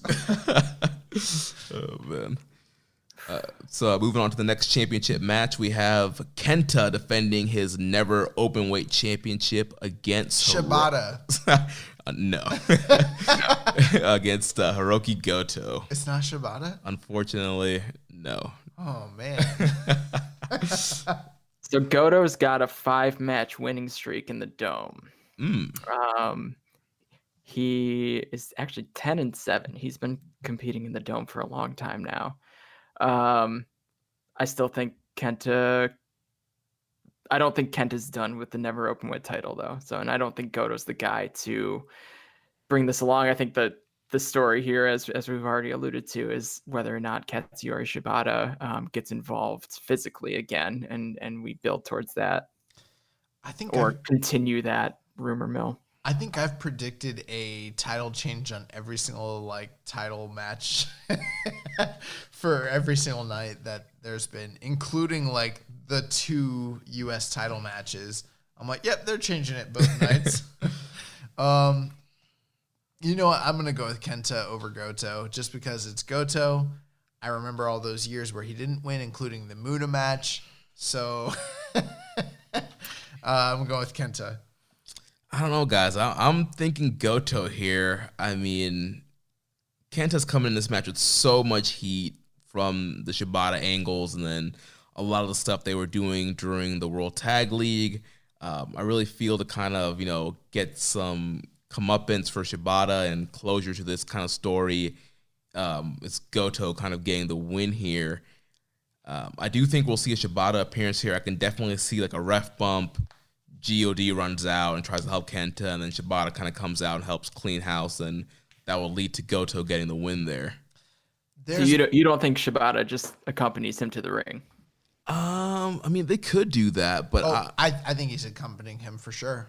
But I don't know. I feel like the ref bump kind of thing, especially with it being Bullet Club and heel Kenta, I think it'd be great. Like the crowd would lose their mind of like Shibata just like makes a beeline down the ramp. Here's what I want to ask you. Everything you made sense, Jeremy, but who do you see more money in going forward in 2020? Goto or Kenta? Kenta. Exactly. I rest my case. But the Never title changes hands all time. Kenta could easily win this back. Yeah, but he can't suffer a defeat against Goto in the Dome. Come on, it's Kenta. No, in all seriousness though, they can get their quote-unquote comeuppance at the end of the match. They can have Shibata and Goto have their moment at the end of the match standing tall, and Kenta walks out with the title. That's what I think's really happening. Period. Like, that's my opinion anyways. I think if Shibata's ever going to come back and wrestle, then they're going to leave the belt on Kenta because that's going to be the match. I think it will become clear if they do a title switch here that we're never getting Shibata back in the ring. I would defer to that and say Shibata's never coming back. If they were ever going to bring him back, it would have already happened here. And because it's not happening here, it doesn't matter one way or the other who wins. Because Shibata's never wrestling again, unfortunately. Yeah. It's going to be sad. But I don't know. Yeah, I'll be the lone guy going with Goto here. So now to the next match, we have the consolation match from the Double Gold Dash. So the loser of Okada Ibushi versus the loser of Jay White and Naito. So Chris, you had Ibushi winning, right? Yep. And then you had Naito winning. So Ibushi, Naito for you. Then for Josh and I, we both have Naito Okada. And then for you think Ibushi is going to win it all, right? That is, yeah. I mean, I don't know. They could go any way with this, and none of it would really surprise me. But if I think Ibushi is the dark horse to be the guy that carries those two belts going forward and defends them both, for that matter. So yeah, so I think this match is then Okada and White, and like I said earlier, I think White beats Okada. I think Okada goes 0-2. Yeah, so for us, we have Naito and Okada here, or Jay White and Ibushi here. And I think Jay White will beat Ibushi and kind of get revenge from the G1 loss. And I think we'll see a kind of an Ibushi Jay White rivalry this year, especially, with Jay trying to get Ibushi to join the Bullet Club and kind of some backstory there, especially that time when Ibushi was kind of teaming with Bullet Club when Kenny was still there. So I think there's more money down the line with Jay versus Ibushi. So I'm also going with a Jay White win here. Okay. Same line of logic, but the opposite way. Ibushi is beating Jay White. Okada is losing to Naito. So that down the line, we get the match between Ibushi and Naito for the IWGP title. I think that, in my opinion, I think Jay White can handle the loss and be reheated super quick because he's a heat magnet and he gets heat on him and he can throw out every excuse in the world about why he was defeated twice, and why it doesn't matter and why he's deserving. He's a heel. That's what he does. I think in a way that's going to send people home happy. I understand, you could easily do this, emo story about, Ibushi losing twice in the Dome and needing to rebuild himself. And you could do that with Okada as well. But I think with Jay White, it just is an easier rebuild and an easier, it doesn't matter. I'm rebuilding myself, and he can come back from it and he's younger and it just makes more sense to me. Plus the fact that, he already was the kind of or what I meant was Ibushi and Naito had that fantastic series all last year. I think that there's a draw for that, and I think that if they end up facing one another again at New Beginning, you can draw a bigger house with that match than any of the other combinations, provided that Naito's the champion going into it. Right. That's my opinion, anyways. Yeah, I think the only guy that not can't, but the hardest to rebuild after 2 losses would be Ibushi. Ibushi, really? Yeah. Because I think, to be honest, I think he's the coldest coming in. He won the G1. He had a great run there, but since then, his briefcase defenses were less than exciting. And, obviously, you knew those guys weren't going to win, but, I think that, Okada reheats himself. I think Naito would just add fuel to the fire of what fans want. And I think you're right about Jay White. I think he heals it up and he makes all the excuses in the world. And he's gotten so many big wins this year to end shows that were kind of surprising that I think if he loses twice, I think, he comes back the next night and he's still the same guy. So I think Ibushi has the toughest time rebuilding that if he goes 0-2. That's not to say they won't do it. But I think that I disagree. That's the greatest challenge. I think Naito's for sure the hardest to rebuild if he were to go 2 losses in a row. I think people just stick with him and they curse Gato's name more and they wait for next Wrestle Kingdom and they hope they put him on, they hope they give him a G1 or the title sometime throughout the year. You might be right. Literally, the love of the Japanese crowd and the diehards for LIJ have shown no bounds, obviously. But I feel like this is that edge of no return. Once he loses here, there's no going back, I think. But I think Ibushi, I don't know why, I must just be foolhardy. I don't think Ibushi has that hard of a time coming back. I agree with Jeremy to a degree. I could see him losing both nights and then them having a compelling storyline for him going forward to rebuild him and to actually make something out of him. In fact, I think Ibushi's probably my candidate for the potential wrestler of the year in 2020. I think 2020 is Ibushi's year. And I think it could hypothetically start with a double loss in the Dome. But I'm not predicting that. But I wouldn't be surprised if that's what happens. Yeah, and that's exactly what I'm thinking. I'm feeling like you kind of get Ibushi down to this low point. And he's like, man, I thought I had it all. I won the G1. had this big accomplishment. I beat Tanahashi, and then he's like, I kind of got to like start over, and he goes from the year, the rest of the January going on, he has to kind of rebuild and kind of get some big wins. Maybe, he has a good run in New Japan Cup and kind of fails there, and then, he has to get through the G1 and, overcome all these hurdles in the next year. And so I think that's what's going to happen with him. And then with Jay, I'm seeing Jay White versus Naito for the New Beginning title match. Because Jay can be like, I've beaten Naito multiple times. He got lucky and beat me on night one. I want my match. I know I can beat him, and that was a fluke. So we can do that, and then you can have that moment there. Like, is Jay White gonna, get the belt back and beat Naito? Here's the beautiful thing. Me and Jeremy live together in this beautiful echo chamber of just the two of us, and the rest of wrestling, like New Japan fandom, really doesn't factor into it. So we're completely like isolated. We're pretty much like flowers in the attic. Like, we're just literally New Japan flowers in the attic. Like, we form these opinions and they might completely be off. And if they're off, then we just ignore it. We move on to the next episode, and we don't acknowledge like our failures. But when we're right, we tell everybody about how right we were. We take these huge victory laps.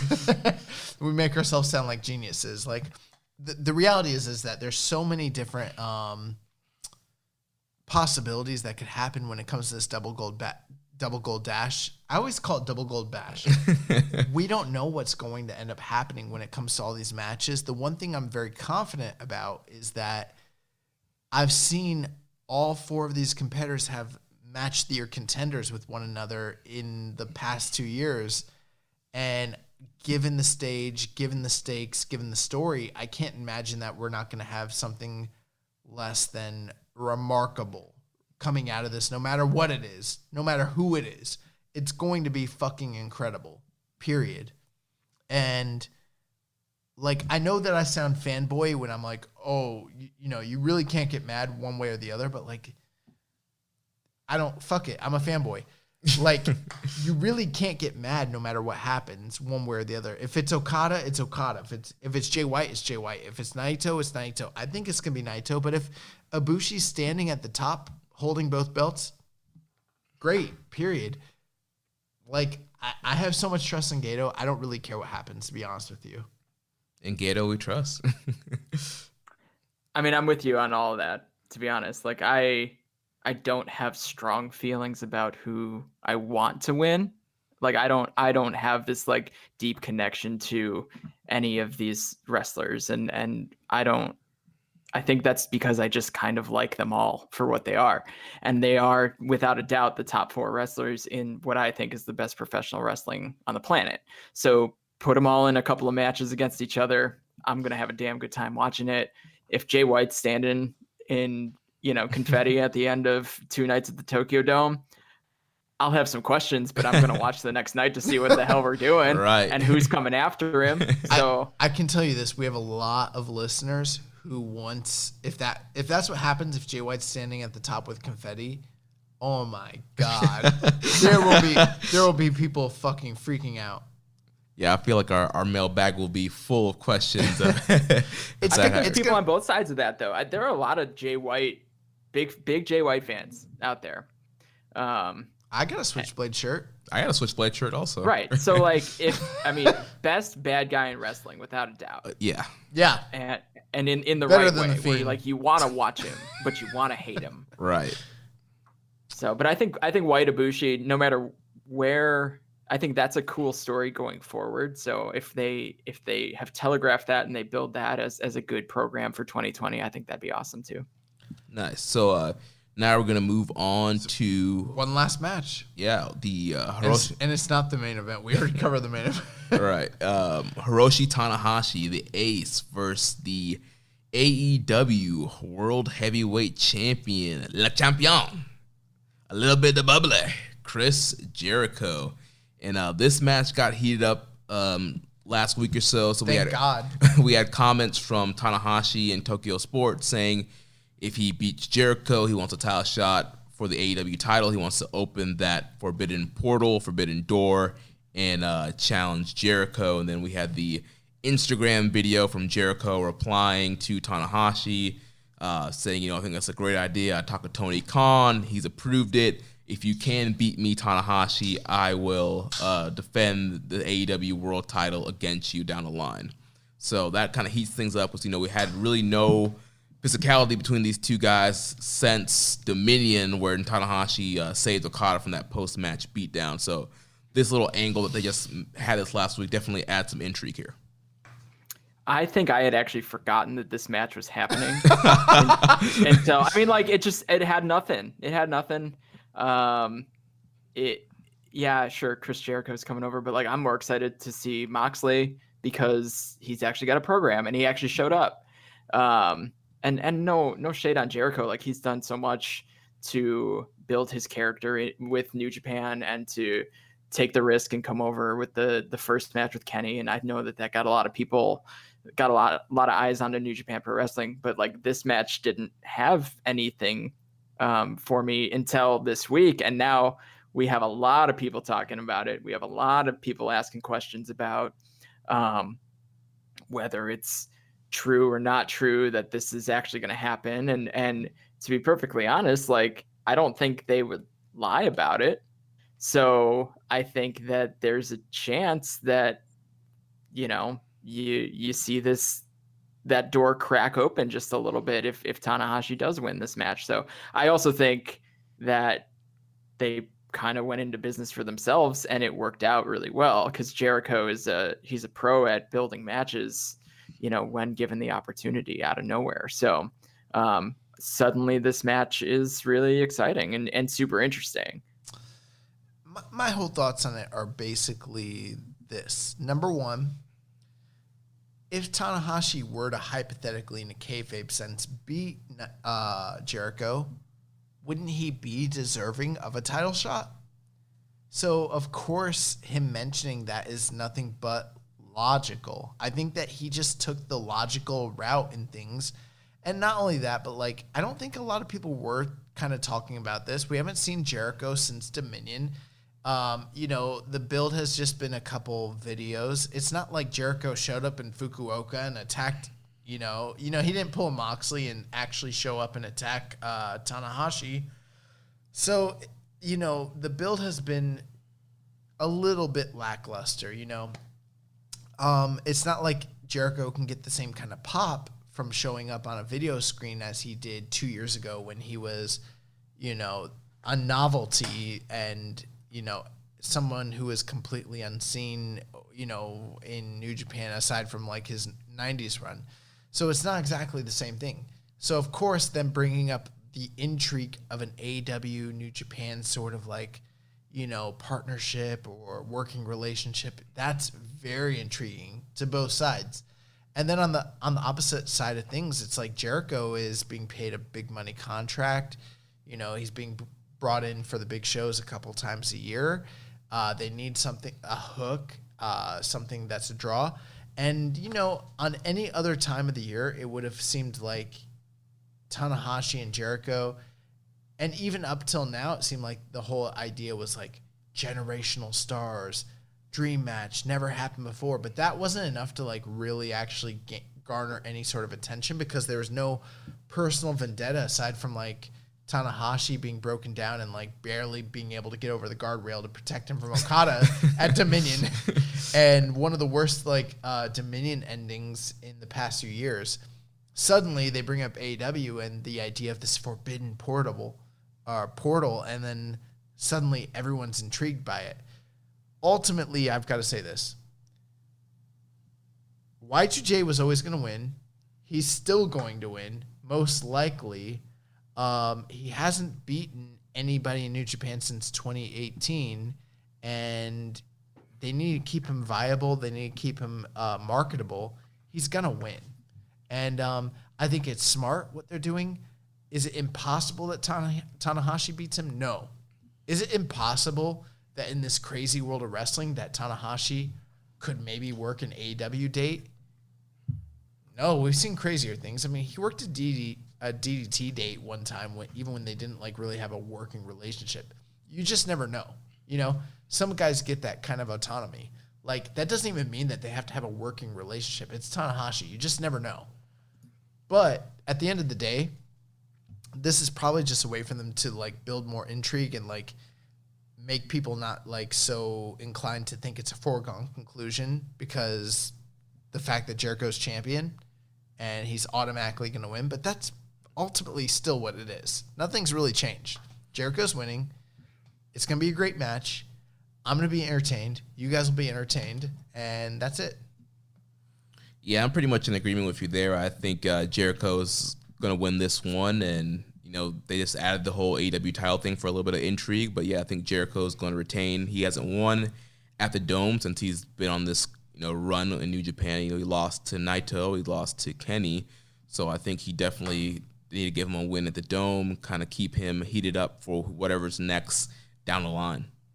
I don't think he does have one historical win at the Dome as Super Liger in 1997. I was about to say, I don't think he's ever won at the Dome, but I was wrong. He did win as Super Liger. So, I mean, it depends on how you look at that. Right. Yeah, I mean, yes, that's why I said he was in the this Dome run. and he beat Koji Kanemoto. So I agree, though. I think Jericho was always going to win this match. I think they've got to keep him. You're right. They've got to keep him viable. They've got to keep him as a guy worth bringing back, because I think that relationship's going to continue. Yeah, definitely. I don't think Liger ever competed at the Dome as Yamada, right? Not to my knowledge. No, I don't think he ever did. Because I think he made his debut at the first Dome show ever. Yes. If I remember correctly. That is true. Nice. So, and then we already kind of talked about the main event for the double gold dash, IWGP Heavyweight Champ versus the Intercontinental Champion. Josh and I were both going Naito, walking out with belts, and then Chris, you're going Ibushi, walking out with both belts, right? Yeah, so I guess I'll ask you guys, do you think, I haven't been tracking your all of your picks. Do you think it's a LIJ roll call with belts? Yes. Yeah. Yeah, okay. Yeah, I think we have Hiromu with the junior title. We'll have Sonata with the Rev Pro title. We'll have Shingo, Bushi, and Evil with the 6-man titles, and then Naito with both IC and heavyweight titles. To me, see, I'm not huge. I'm not a huge LIJ guy. Like, I think they're all great wrestlers. I'm here for that, though. I love that. I love that in NXT it's Undisputed Era. Yeah. I think that like when you can build a group of contenders that strongly to the point where it makes sense for them to all have the belts, and then like the rest of the company has to kind of either band together or go into attack mode against that group, and that group usually ends up coming out stronger even after they lose the belts. So yeah. I am all for it if that's the direction that they go. I think that'll be a really cool moment. And see, I told Jeremy that I feel like they're going to have the golden roll call. That will be the height of LIJ, the one moment where all the members have gold, all 6 of them. They've never done a roll call with everybody involved ever before. And then it will be like that final night after Evolution lost to the Shield. And then that's fucking it. We're getting the breakup of LIJ very shortly afterwards, whether it's the next night at New Year's Dash or whatever. It's been a long time since we've had a very shocking breakup like that at New Year's Dash, and I think that it's prime for that sort of thing. And I could see that happening. That's my opinion. I could see Evil, Shingo, and Bushi dropping the 6-man titles to somebody the next night to kind of play into my whole Evil's turning situation. And Shingo's turning. Hey, it could be Shingo. Yeah, Shingo wouldn't surprise me. Evil or Sonata wouldn't surprise me. Just give Sonata some character, something to work on. I think either way, you've got 3 guys that want to be in the hunt for the IWGP championships. So whether it's Intercontinental or the heavyweight, but those 3 dudes, like, they've all shown that they can get to that level. So any of them breaking off would be interesting. I do hope they do the junior heavyweight versus heavyweight match at the anniversary tour, and I hope that that's Hiromu and Naito. If Naito wins, I hope they can hold off that long. Someone's gonna be listening to this, post show, and they're gonna be like, "You fucking marks! None of that shit happened." I'll stick with Ibushi. So I'm here for a good show. You know what? If it's not Naito, I think it should be Ibushi. Ultimately, I think they've been building for almost a decade for it to be for it to be Naito. So I think it's a shame if it's not him. But at the same time, I mean, look at the trajectory of Ibushi's career and him finally signing the contract, and the whole year that he's had. I mean, that would be a fitting thing. But that's kind of why I think next year is this year. But we'll see. Nice. Well, now we're going to move into some questions from the listeners. So the first question comes from our buddy Sir Sam from LLP Radio, and he says, a question for Sir Stats-A-Lot, Mr. Samsa. What is the oddest, most quirky stat you've uncovered in 2019? So I think I don't know if it's odd or quirky, but it was at the end of the G1 when I was putting together my G1 statistics, I realized that in total ring time, the winner of the G1 in 2017, Tetsuya Naito, and the winner of the G1 in 2019, Kota Ibushi, spent the exact same amount of time in the ring. Wow. So 3 hours, 15 minutes, and 28 seconds. Wow. So that, I mean, it's kind of unearthed because I was putting together some cumulative G1 stats. And when I had to check all my inputs because I was like, wait, that's so specifically the same that I was just shocked by it. So I checked it all and it's true. Yeah, man, those guys. So that was kind of the wildest. It blew my mind. It was 2 a.m. right? I'm staring at a computer screen with a bunch of numbers, professional wrestling numbers on it, and I was just like, holy shit. Yeah, those guys will always be linked together, I guess. Right. He also asks for each of us, what is our favorite Liger outfit on NJPW Collection? He's seeing some very cool variations over the years. For me, I think I like the CTU all black. I think it's my favorite. It's badass. Yeah. It is awesome. I still want to see the blue though, but that black is good. That's a good look. That's probably my actual favorite, but now I've seen it in the last couple of weeks. He didn't even break out the full actual traditional all black outfit. He still had he still had all the accents. Yeah. This is what the actual black outfit looks. It's badass. For me, I think the green one, which I think he wore at the Dome Show in '92. I think that's what he wore. Maybe I'm incorrect on that, but I like the green Liger outfit. Yeah, the green one's pretty cool too. Can't go wrong, really. Yeah. I do hope he goes out classic Liger. Yeah. It was 92. I just looked it up for sure. The green? Yep. Nice. Next question from Reddit user PSan91. He says he was wondering what kind of seats he has a gold outfit. I've never seen this gold outfit. Where is this from? Huh. He has a gold outfit, everybody. I think it's from one of the matches he had for the J Cup. Oh, that makes sense. Yeah. Huh. I've never seen this outfit before. I need to look that up. So Reddit user PSan91, he says, I was wondering what kind of seats do you usually buy when you go to a live wrestling show? I'm going to Wrestle Kingdom 14 and New Year's Dash and went all in on arena seats because it'll be my first Wrestle Kingdom to attend live. I am pro going all in for seats for great shows that are going to be great. So good work there.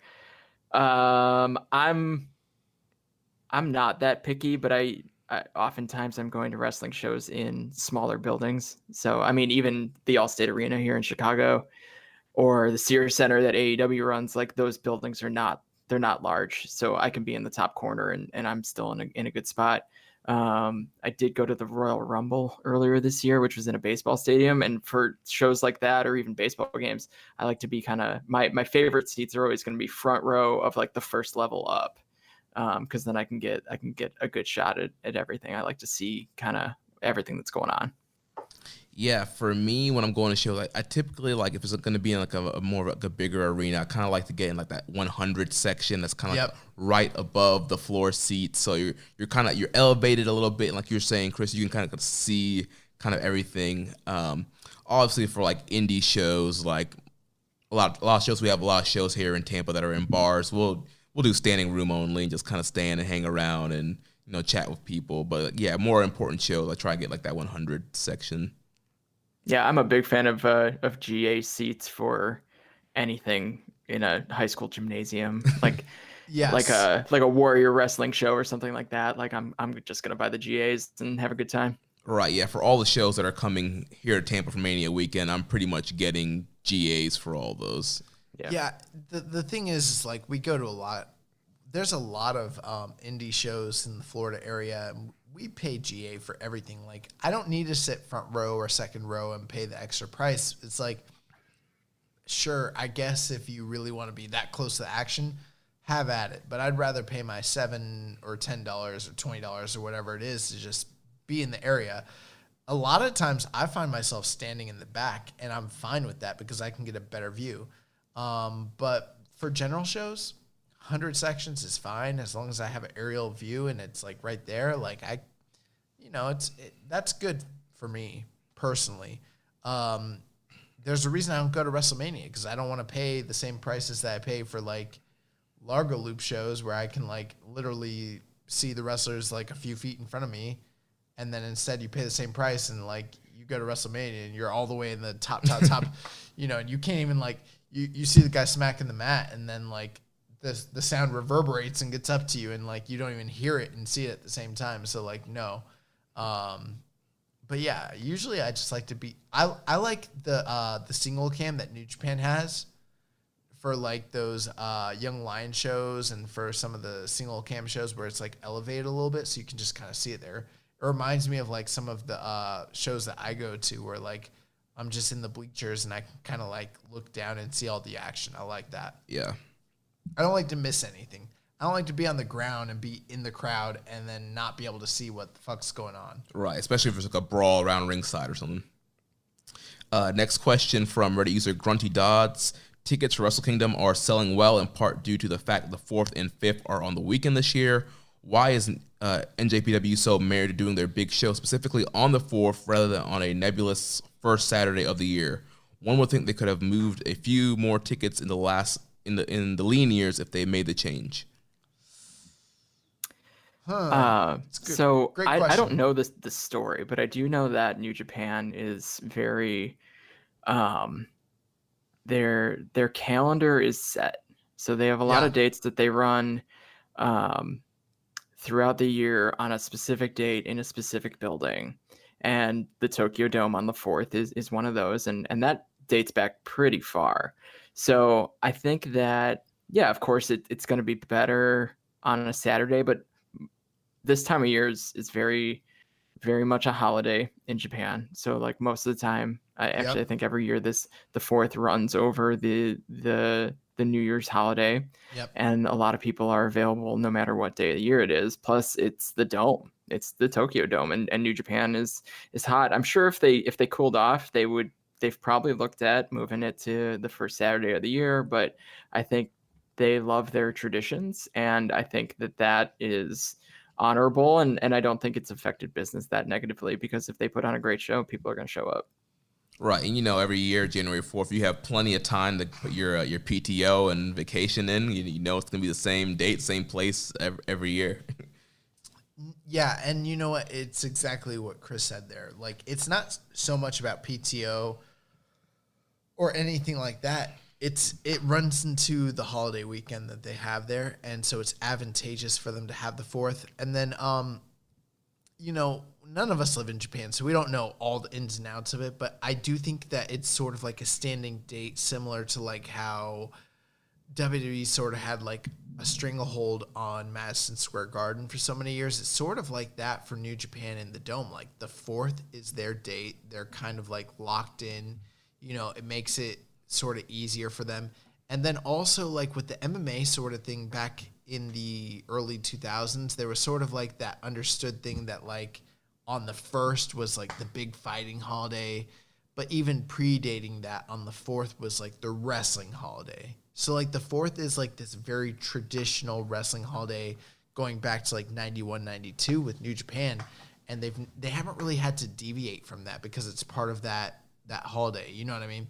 They could do like weekends, sort of like how WWE does, but like it's just not what they've done. And now we're going on to, how many years is that from like the early 90s? Almost 30. Yeah. So I mean, that's kind of the reason why. And I mean, there's not much more beyond that. I'm sure that maybe they could have done weekends, but they just haven't needed to because of the fact it's a holiday weekend. Right. Yeah, they've been doing the Dome on January 4th since 1992. Yeah. Yeah. Long time. So they're and that was a Saturday, to be fair. But I think that they're just going to keep rolling it. Yeah. Yeah, it's one of those things, like once it gets ingrained in the culture, like it's kind of it doesn't make sense to break away from it, especially with Japanese culture. Next question from Reddit user Eater of Bread. He says, would you prefer to see more 2-night Wrestle Kingdoms in the future, or to have a couple of Dome shows spread out through the year? Perhaps Dominion at Osaka in the Dome, or Dantaku at Fukuoka in the Dome.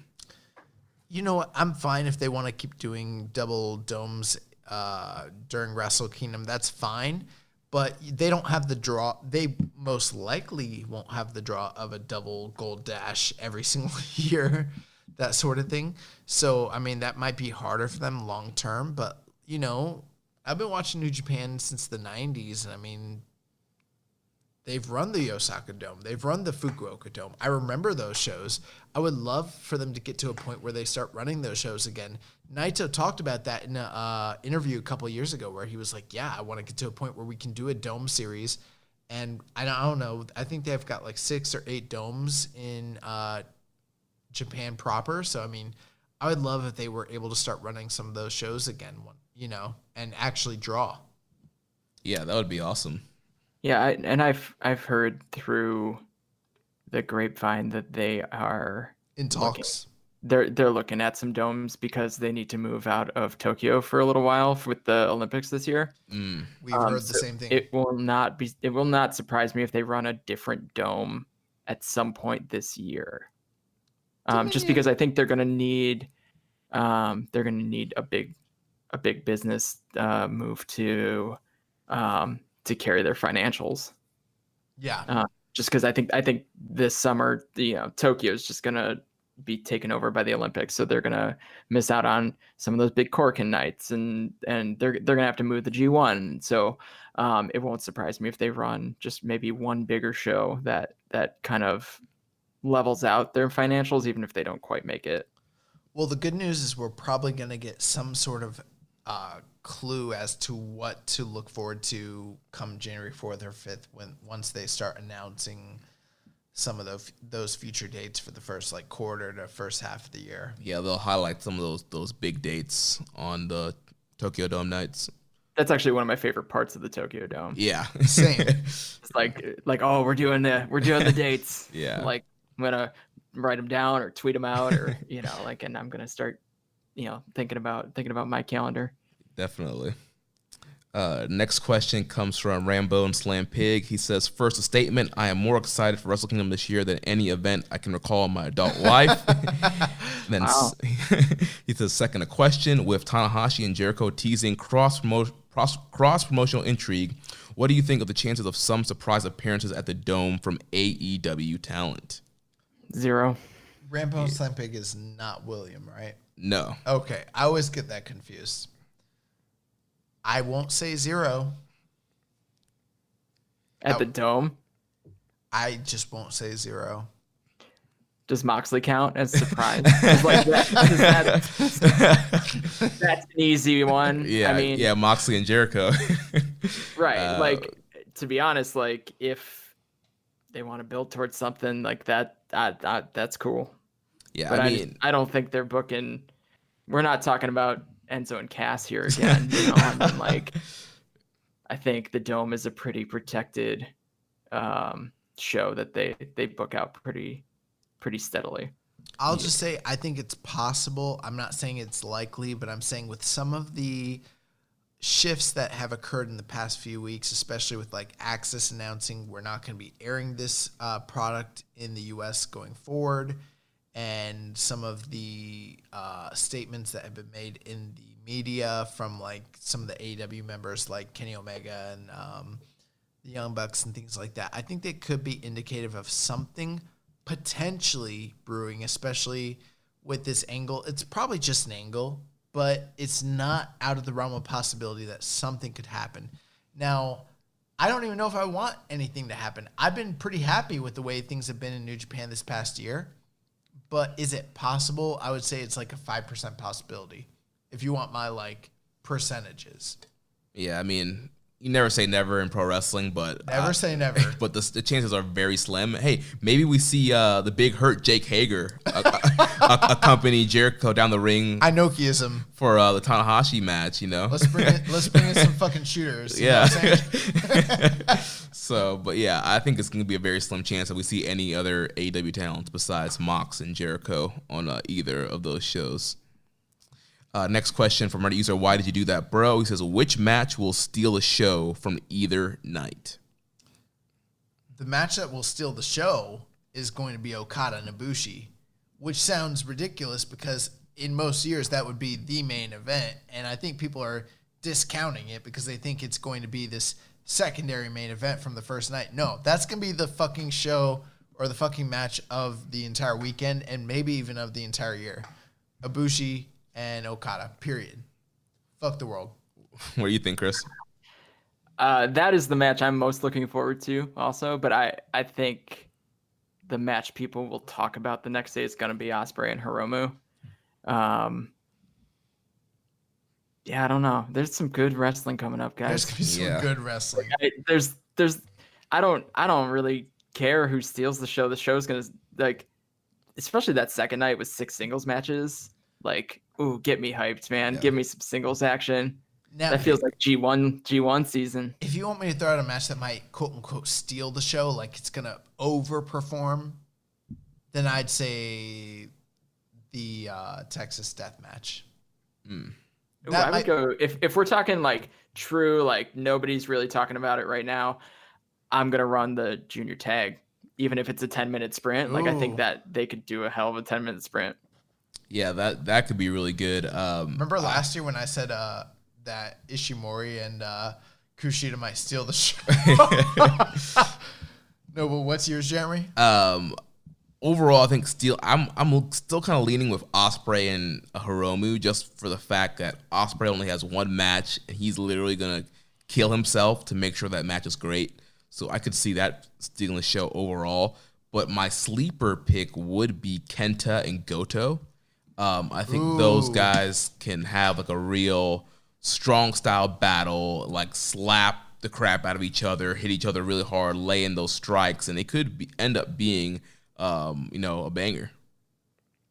So Goto and a never open weight title match in the Dome. I mean, like he delivers. So I'm for that. That sounds great. yeah. So next question from Reddit user Viking Payne says, have you guys seen the BT episode where the Bucks and Kenny basically aired out their grievances out loud? It sounds like a lot of bitterness from a jilted ex-lover, especially when all three pointed out that they all have contracts that lets them work with NJPW too, but were left out. Watching them have to accept the fact that New Japan had moved on and they're still bitter about it makes me hope an AEW partnership never happens. What do you guys think? So did you see that BT, Chris? I did. Yeah, I mean, it's not a good look for those guys. I wish that they would just carry on with what they're up to. I know that they all had it built into their contracts that they could continue working with New Japan, and that was really important to them. And they probably had to go to the table with Tony Khan about that. Especially Kenny. I mean, Kenny was such a big part of New Japan, but I think the writing was on the wall last year when they didn't show up in New Year's Dash, or they weren't used in New Year's Dash, or they were written off in New Year's Dash, as they like to say. Like, I think that the relationship for right now is broken, and I think that I think that if they prove out that they're a valuable commodity, that New Japan will come back to the table. But for now, I think that it would serve them best to put on a great show with AEW and prove out that it's a relationship that's worthwhile for some international workings. If they continue working with AAA and they continue to do a good job in helping build promotions outside of the United States, then I think that a partnership with New Japan would make sense down the line again. Yeah, I think, the whole AEW partnership, especially after that BTE video, they were kind of, airing their bitterness. I definitely think that kind of really closes the door there and makes things even harder for these guys to work together, knowing that on the executive side, you have Kenny and the Bucks who are, talking about being mad about getting taken off a New Year's Dash and feeling betrayed and all this stuff. I'm sure the wrestlers on both sides would love to work with each other, but you have the Elite as executives who are bitter and mad about what happened with New Japan, and you have the New Japan executives who are not really looking, really clamoring to have this working relationship. So I think it might be a while for those two sides to really get to talking. Here's what I'll say. To answer your question, Viking Pain, no, I did not watch this episode of Being the Elite.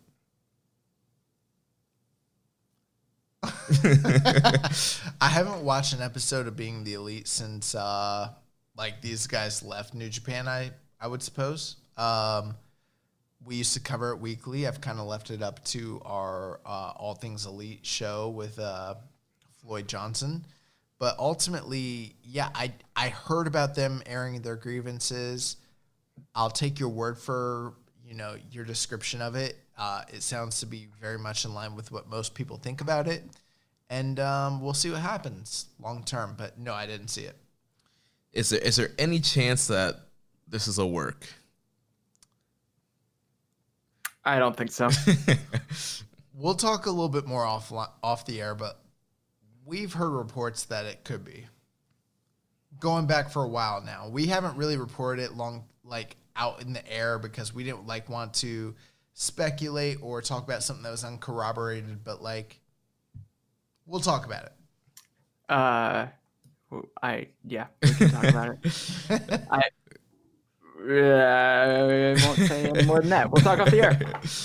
All right, so moving on to next question from Reddit user Zach Saber Time. Says a couple of months ago, you guys had a guest from Australia who had his Chris Bryan. Yes, who had his recommendation for a match as a UWF versus NJPW Invasion match. Do you know which match that was? I'm seeing different matches from different dates online for this. Also, I watched almost all the Akira Maeda matches that Josh suggested, and they were really, really good, especially the Fujinami match. Any other influential wrestlers or matches from the 80s that you guys can suggest?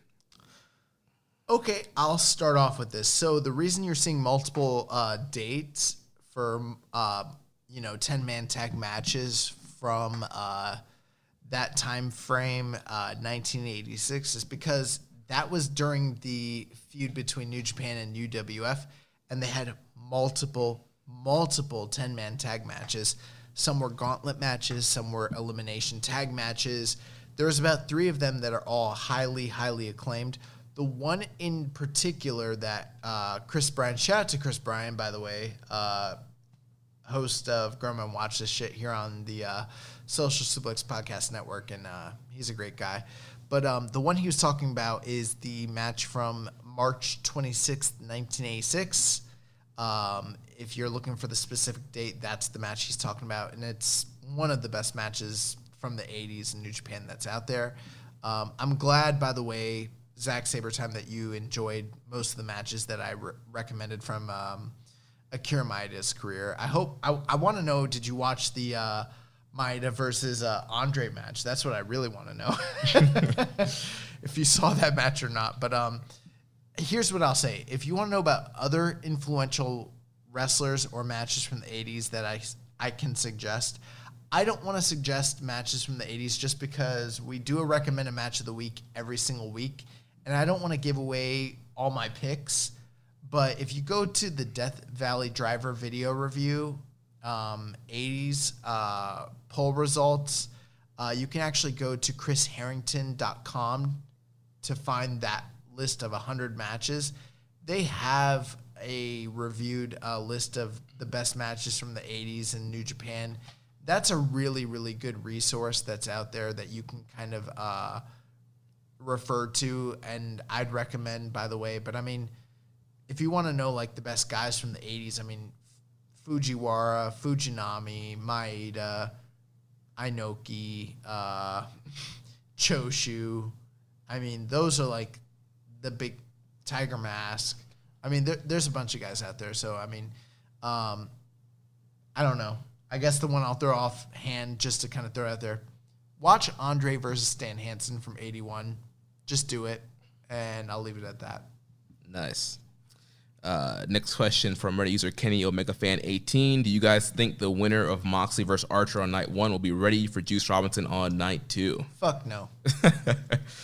I think that's the story. Yeah, I think that kind of plays in. Will that person be 100%? Obviously, I think the match will still happen unless they absolutely do some kind of crazy spot where they get injured. But yeah, I definitely think the match will be happening, and that's going to lead to Juice winning. So next question from Reddit user Just a Little Bear 01. It's looking ahead a little, but if they do another 32-man field, what do you feel about the possibility of Carl Fredericks or Alex Coughlin being in the New Japan Cup? So they have announced the schedule for New Japan Cup, and last year was 12 dates. This year is 13. So I would bet that we're seeing another 32-man field. As for the Young Lions, I am pro Young Lions in tournaments. So I would love to see either of those guys. I think I've seen enough of Carl Fredericks to kind of know what he truly is. He's too hot. That's what he is. After his performance in the Young Lion Cup and then World Tag League. Coughlin, I think, could be an interesting addition to get, one really good match out of the New Japan Cup. Yeah, I could see both of these guys being in New Japan Cup, especially Carl Fredericks, just the way they kind of protect him and push him. And we saw Shota Umino in the New Japan Cup this year. So yeah, I definitely think that, especially Fredericks could get the New Japan Cup, and he could potentially maybe even upset somebody in the tournament. Did Shota Umino, he didn't get a win in that tournament. He was in the first round against Tanahashi. Yeah. Does it look like, based on the dates, that they're looking to do another 32-man tournament or 16? That's what Chris was saying, that it looks like it's going to be another 13-man tournament. 32, yeah. It'll be 32 because they added a night, so I think they just spread it out a little bit differently. But I think the difference between 13 nights and 12 nights is probably it's still probably the same field. Hey, at that point, I'm all for it. I mean, if you're looking at the Young Lions, they're still here at this point based off the excursions. I mean, they probably go Connors, I would say, right? Yeah, maybe Connors and Fredericks. Oh, that's what I mean. Fredericks at this point. So, yeah. Is Connors the only one who hasn't done a tournament yet? Wasn't Connors in the Super J Cup? No. I don't think so. Am I wrong? There was a Young Lion. Wasn't there a Young Lion in the Super J Cup? Oh, man. I can look. Yes. Because I'm pretty sure he wrestled. Didn't he wrestle like TJP in the first round? While you guys are doing that, let me throw because that might have been where they started their relationship for. Oh no, he was in the Super Junior Tag League. Okay, that's true. So he was. Yes, he was in the Super J Cup. He wrestled Super TJP on the first night. Chris, while we're checking that, let me throw a stat at you. Yes. Okada, in his entire career, has had 29 successful title defenses of the main title in New Japan, regardless of what that title is. The main top title. Right. Inoki, in his career, has held multiple titles that have been considered the quote-unquote top title. 55 total top title defenses. Yeah, that makes sense to me. I think maybe Okada could surpass that. He's pretty young. Yeah, man. Oh, you think that's the next story for Okada is? No, I don't think they'll ever. Inoki? I don't think they'll ever highlight it. Yeah, because it just goes too far It's back. too insider. Yeah. But maybe like secretly I don't know. If Okada's. he gets close to that, they need a story. Yeah. It's like the Ric Flair story with John Cena. It's Right. sort of like if we feed it to like someone who's insider enough, like maybe like Kevin Kelly, who can like tell the office, because I don't think they know this. Yeah, maybe Okada's like secretly like counting it down himself. Well, I'm counting it down. So next question from Reddit user Lazy Binger says, how do you think the championships get separated after Wrestle Kingdom? I think the way they do it would be if Okada is a challenger after winning losers matches on night 2 and challenges only for the heavyweight title. Well, I mean, I'll say regardless of who it is, they're gonna vacate the IC title. Period. What do you think, Chris? I think they've got a lot of options. I think they could vacate the IC title, and all of a sudden the New Japan Cup is for the IC title. Because they've shown that they'll play around with the format of that. Yep. Like last year, they made that for the Madison Square Garden match. So, to me, it depends who wins it. So if Okada wins, if Okada comes out of this thing, he's gonna dump that IC title back in the ring, and the other guys can fight over it. It wouldn't surprise me to see Naito do the same thing, but I think if Ibushi is going to be the guy that'll defend them each separately, and I think Jay White's the guy that will defend them each together. So I think each of them may have a different path with what they do with both titles, and that is their right as the double champion, as the winner of the double gold dash. Yes. But yeah, I think that's a good way to look at it. Each guy kind of doing their own thing. But yeah, I kind of agree with Josh. I think potentially the IC title will probably end up getting vacated at the end. I think that there's a lot of different ways to dump somebody. You can do it respectfully. You can do it disrespectfully, but ultimately the result's the same. I think all 4 of these guys, no matter how their character approaches it, they're dumping the IC belt. Naito's been trying to dump the IC belt for years. But it just keeps coming back. That keeps coming back. Oh, man. So next question from Reddit user Just a Little Bear 01 says, I seem to recall you guys talking about how it'd be interesting to do a legend series for the Tiger Hattori retirement show. If they did that, what legends would you most hope to see on those shows? Oh, God. I don't know. Liger. No. Fujita. I want to see Fujita come back. He was fucking awesome on the Noah show that they just had like earlier this year. I want Fujita back. Let's get Inoki back. No, he doesn't wrestle. He hasn't wrestled since like 2000.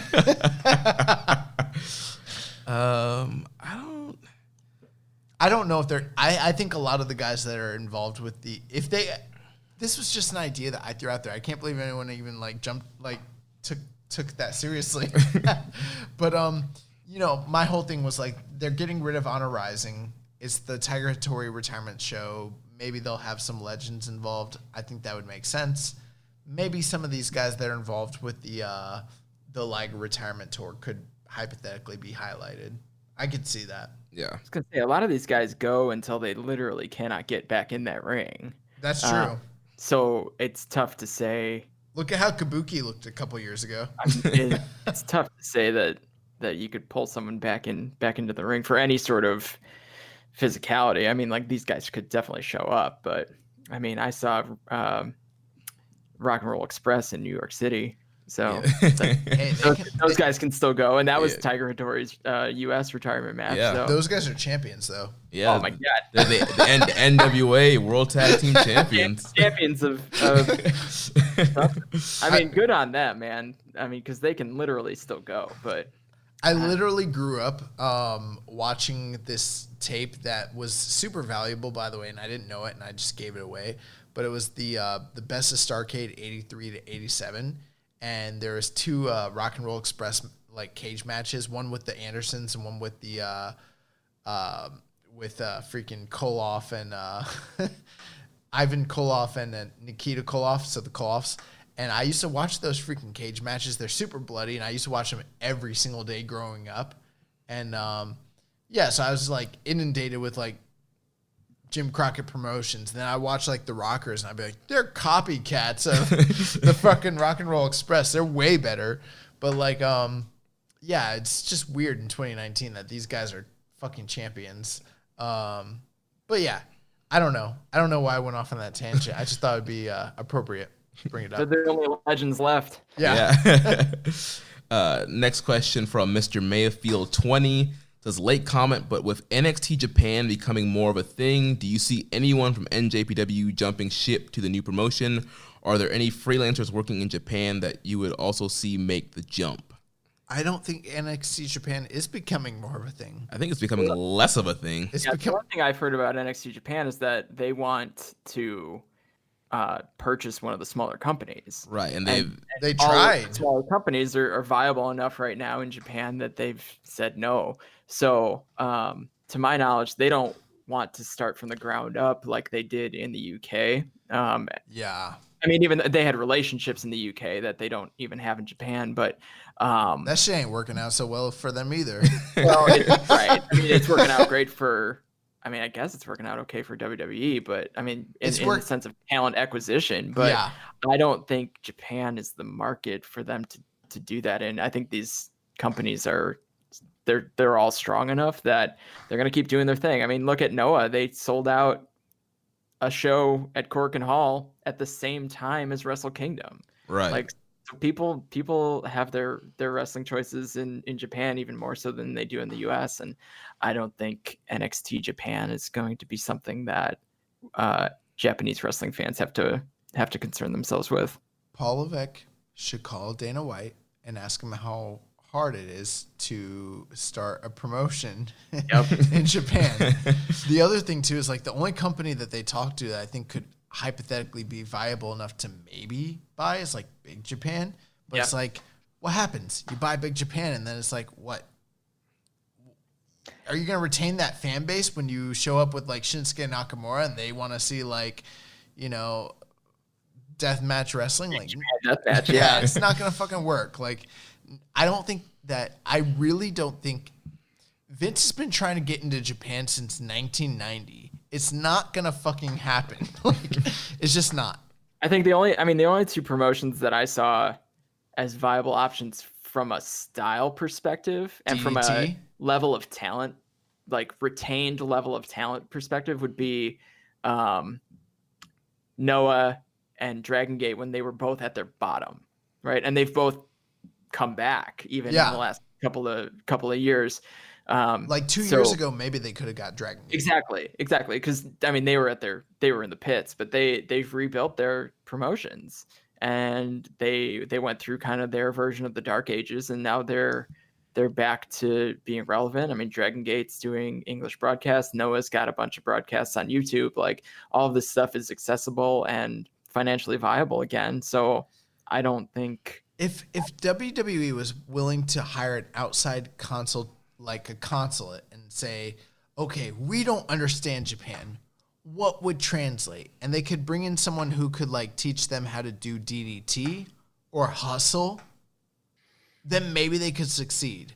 But instead they want to like indoctrinate the world with Vince's pro wrestling. With sports entertainment. No one in Japan's going to buy that shit. Like, and the fans who watch it, like, are not the kind of fans who are already fans of Big Japan or Noah or All Japan or, you know what I mean? Like, they're just not, it's not going to work. Like, they don't get it. Yeah.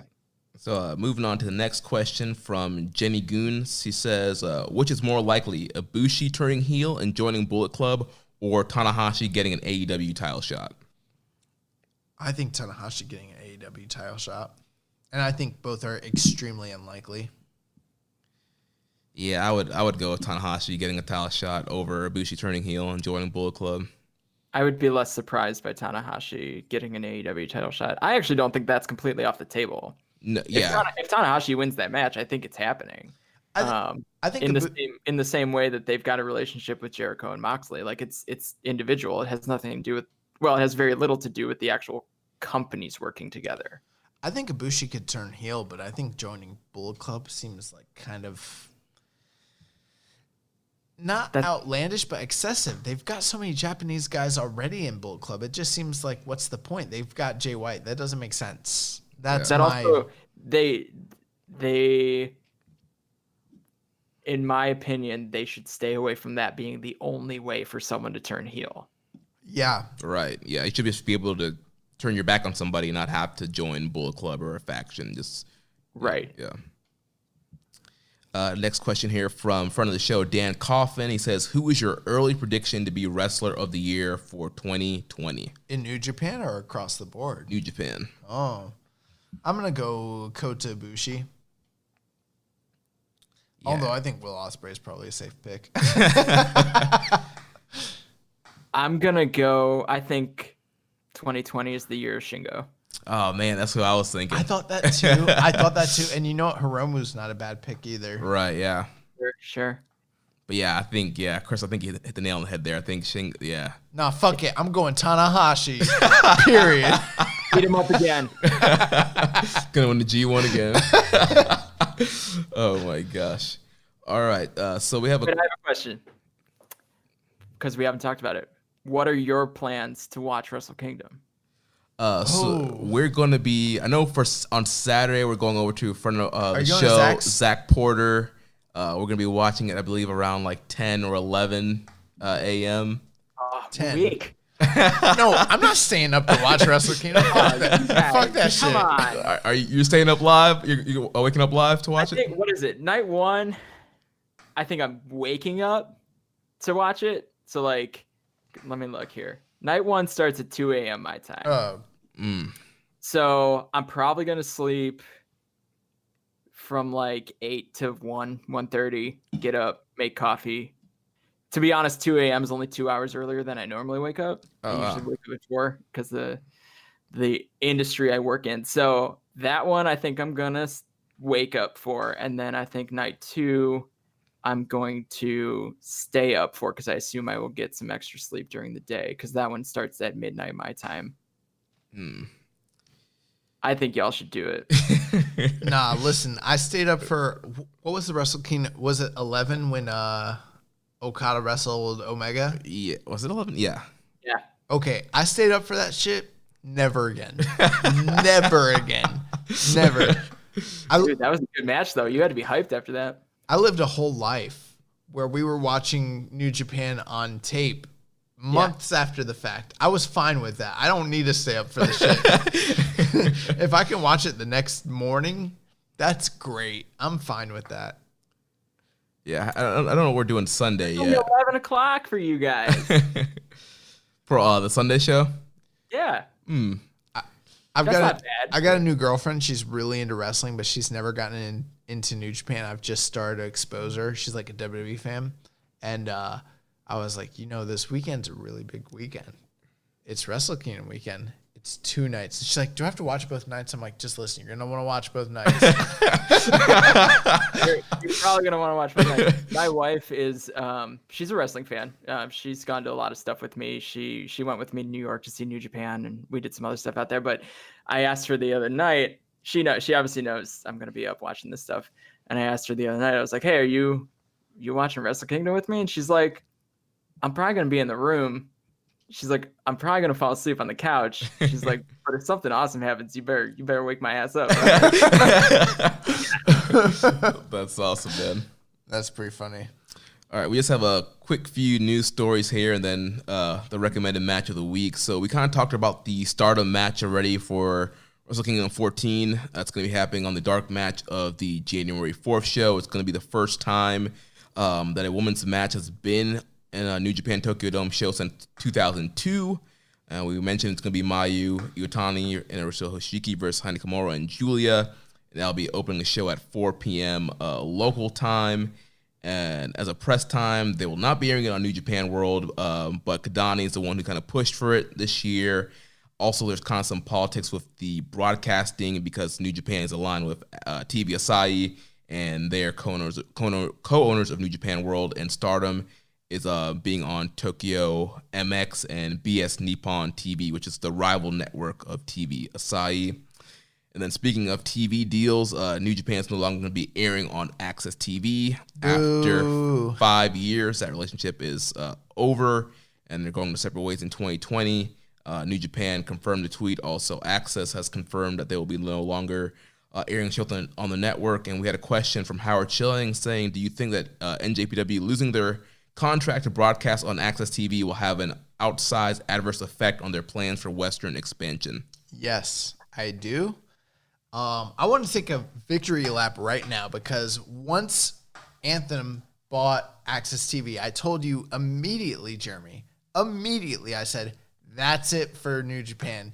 You came back week after week. You're like, oh, they got these. No, after the first week. After a while, it's like, okay. Yeah, but I won, so we're gonna paint this the way that I want it to be painted. No, but you were like, the CEO is saying that they're gonna work together and they're gonna do this hour block, and I was like, fuck that. They're done with New Japan. This shit's done. And now people are starting to come out and be like, why didn't they I heard Dave Meltzer, he's like, why didn't they do coverage of San Antonio? And I'm like, bitch, they didn't do coverage half a year ago. San Jose? Or San Jose. I was like, they didn't do coverage way back when they were also doing US shows. If they should have done coverage during the New Japan or during Super J Cup and shit like that. The writing was on the wall. They're done. They're done with them. My one thing though, I think that hypothetically, I do have optimism that maybe them announcing that they're not going to be airing anything new means that maybe there's something in the works for 2020. We don't have any reports. We don't have any actual leads or anything like that. So I'm not trying to fuel the Twitter feed or anything like that. But they might be open to be able to negotiate for something in 2020. And the bottom line is I think they need television. I listened to the Super J Cast talk with Kevin Kelly earlier today, where Kevin Kelly was talking about this, and he was like, at this point, it's imperative for them to try to draw people to New Japan World and to present the best product and to advertise.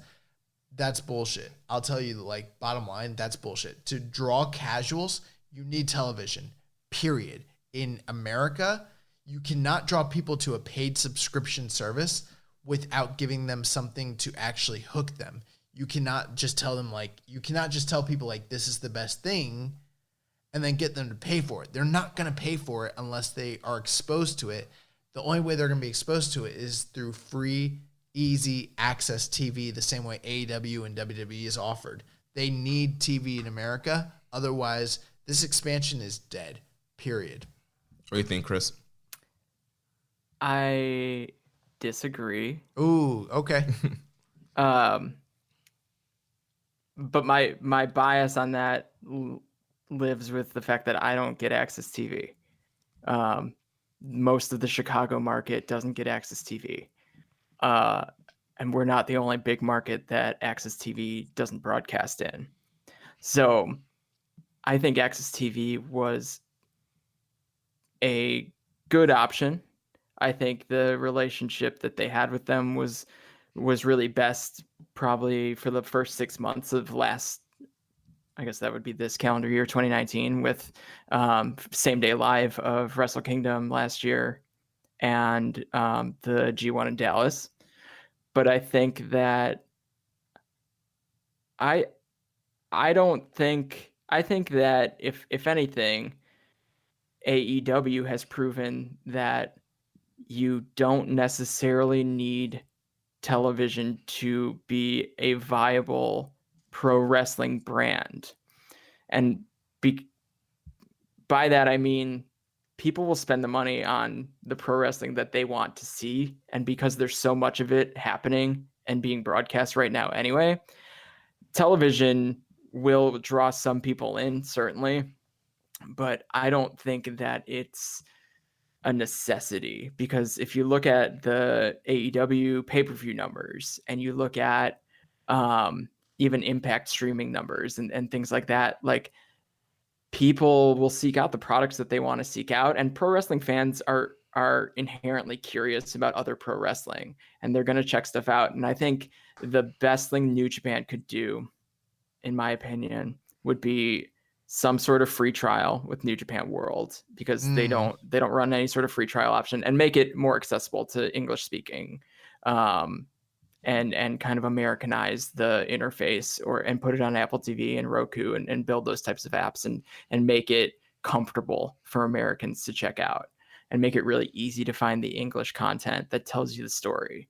So of course TV is great, and there's probably a market for it. But I don't think that that's necessarily New Japan's model, because they're not running a weekly TV show. They were showing great matches, and Access TV was pulling together kind of compilation tapes, and the occasional first same day live was a big deal. And even if they just had a deal with anyone to do their big 5 or 6 shows a year on same day live, I think that would be a big win, because you would get people willing to check it out. But you could also do that with free trial at New Japan World. Right, and I think it's a great point you brought up, the AEW TV deal and kind of what they've been doing. Because you would look at like the pay-per-view numbers, like they drew 100,000 without TV. Then they started running TV. You would think that the pay-per-view buys would increase, and they got about 100,000 again. So the TV wasn't really beneficial there in the pay-per-view numbers.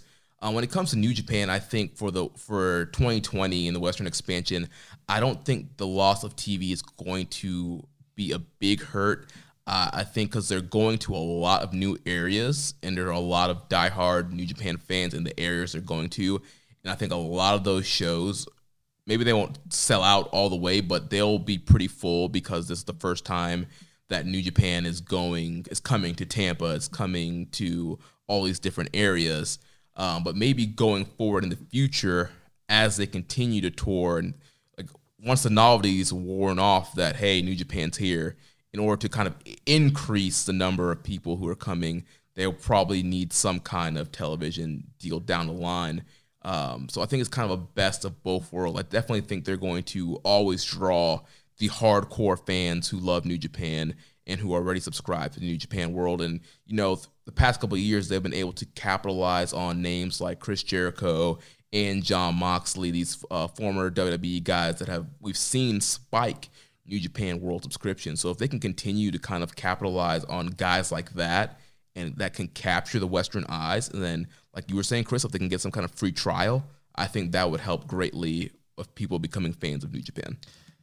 Yeah, people asked us a few weeks ago, or even last week, about free trials and things of that nature. And I don't claim to be a business analyst or even like a market researcher when it comes to this sort of thing. But at the time, I was like, yeah, why would they need that? That doesn't make sense. But now that I'm looking at this TV situation, I'm like, oh God, they're not going to be on TV anymore. They need some sort of hook to draw people in. That actually seems like a viable contender. And you bring up a lot of really good points, Chris. I could, at the end of the day, if I'm wrong when it comes to my take on it, I'm wrong. My whole thing, though, is like, for right now, it seems like New Japan World seems to be a really great way to make New Japan accessible to the current market that they have. But how do they expand themselves to people on the outside? And it's like, Jeremy, you brought up, both of you guys brought up the pay-per-view numbers for like AEW prior to them being on TV versus after, and they haven't really changed that much and that sort of thing.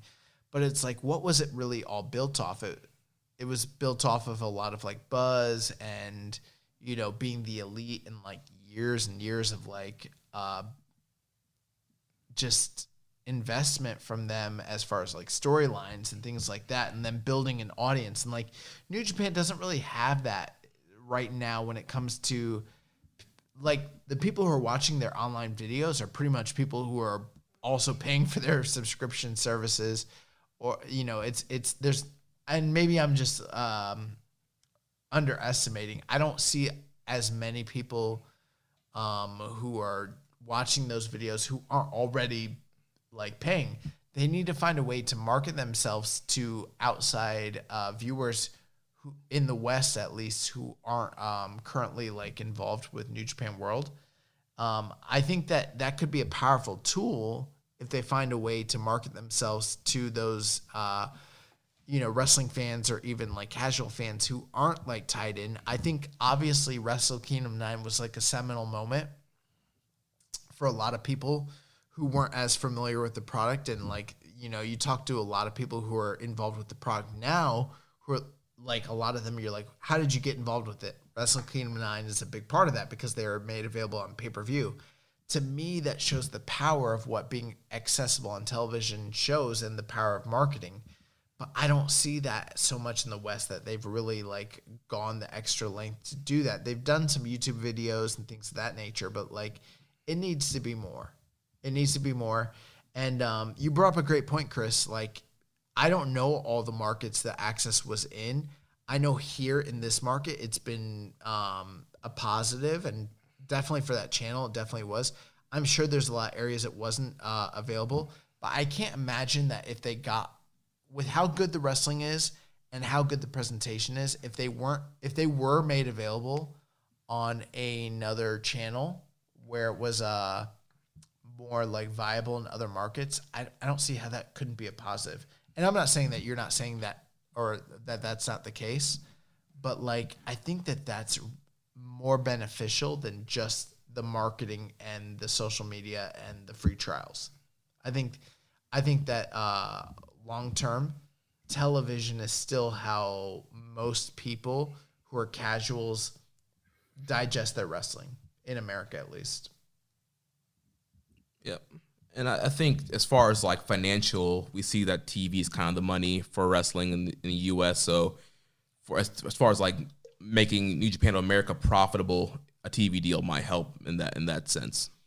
Yeah, my understanding of their TV deal with Access was that the deal was with TV Asahi more than it was even with New Japan. So, the other thing about New Japan on kind of like a weekly TV is that that's not how they produce content right now. Right. So I think that's why I don't look at the product as something that needs TV to be successful, is because that's not how they're presenting it. They're not presenting it in this way that's American or similar to American TV. We're even seeing Ring of Honor. They tried to kind of shift gears from how they present their weekly TV, and it's been largely just shit on everywhere. Like people don't like it. It's not working. It's not building towards the pay-per-views. It's just random stuff from shows. And I think that's without someone really driving the story elements of New Japan and telling an executive producer or being an executive producer to pick the right matches and the right moments to show on a weekly TV show, similar to even something like AEW Dark, where you've got these guys kind of catching you up on the stories and then showing some matches. But you could look at it that way, where you've got a guy like Kevin Kelly, similar to even like The Wire, where they're telling the stories, but then you port in those matches. So, but then you're producing an entire different television show that you're not already producing. And I think right now, Western expansion wise, I think what New Japan is trying to do is fill some buildings in some areas that they've never been. And I think that could prove out to make America a viable television option if they show some numbers with the draw. Yeah, it's really interesting. Everything that you're saying is completely factual. In most cases, what I think for a lot of people who were introduced through Access, that was sort of like a gateway drug, and then they joined New Japan World, and then they kind of like had to assimilate to the fact that this is a Japanese product and it's not really made for us, but we enjoy it all the same. And there's a lot of people who are like diehards and who don't want them to assimilate to American culture and make it for us and cater to us and that sort of thing. And that's a valid point as well. But at the same point, for them to expand into the West, there probably needs to be some sort of level of concession. And for the average viewer who has limited hours. There needs to be an ease of access, an ease of consumption. And when you have in this marketplace, when you have so many other competitors who are doing it on a high level, I don't know what they need exactly, but I think TV is a big part of it. That's my biggest thing. I just think TV is really, really important to at least get eyes in front of the product, whether that means them coming over to New Japan World or vice versa and the product changing. So they need to get eyes in front of it, and they're gonna have the most broad audience from television. Yeah, I think we're both saying the same thing in the sense that like it needs to be accessible at no cost. And I think that once people see it, the people who like it, they're going to attach themselves to it. I agree with you. Yeah, I think that's the ultimate thing, and it needs to be easy, and people need to grab it.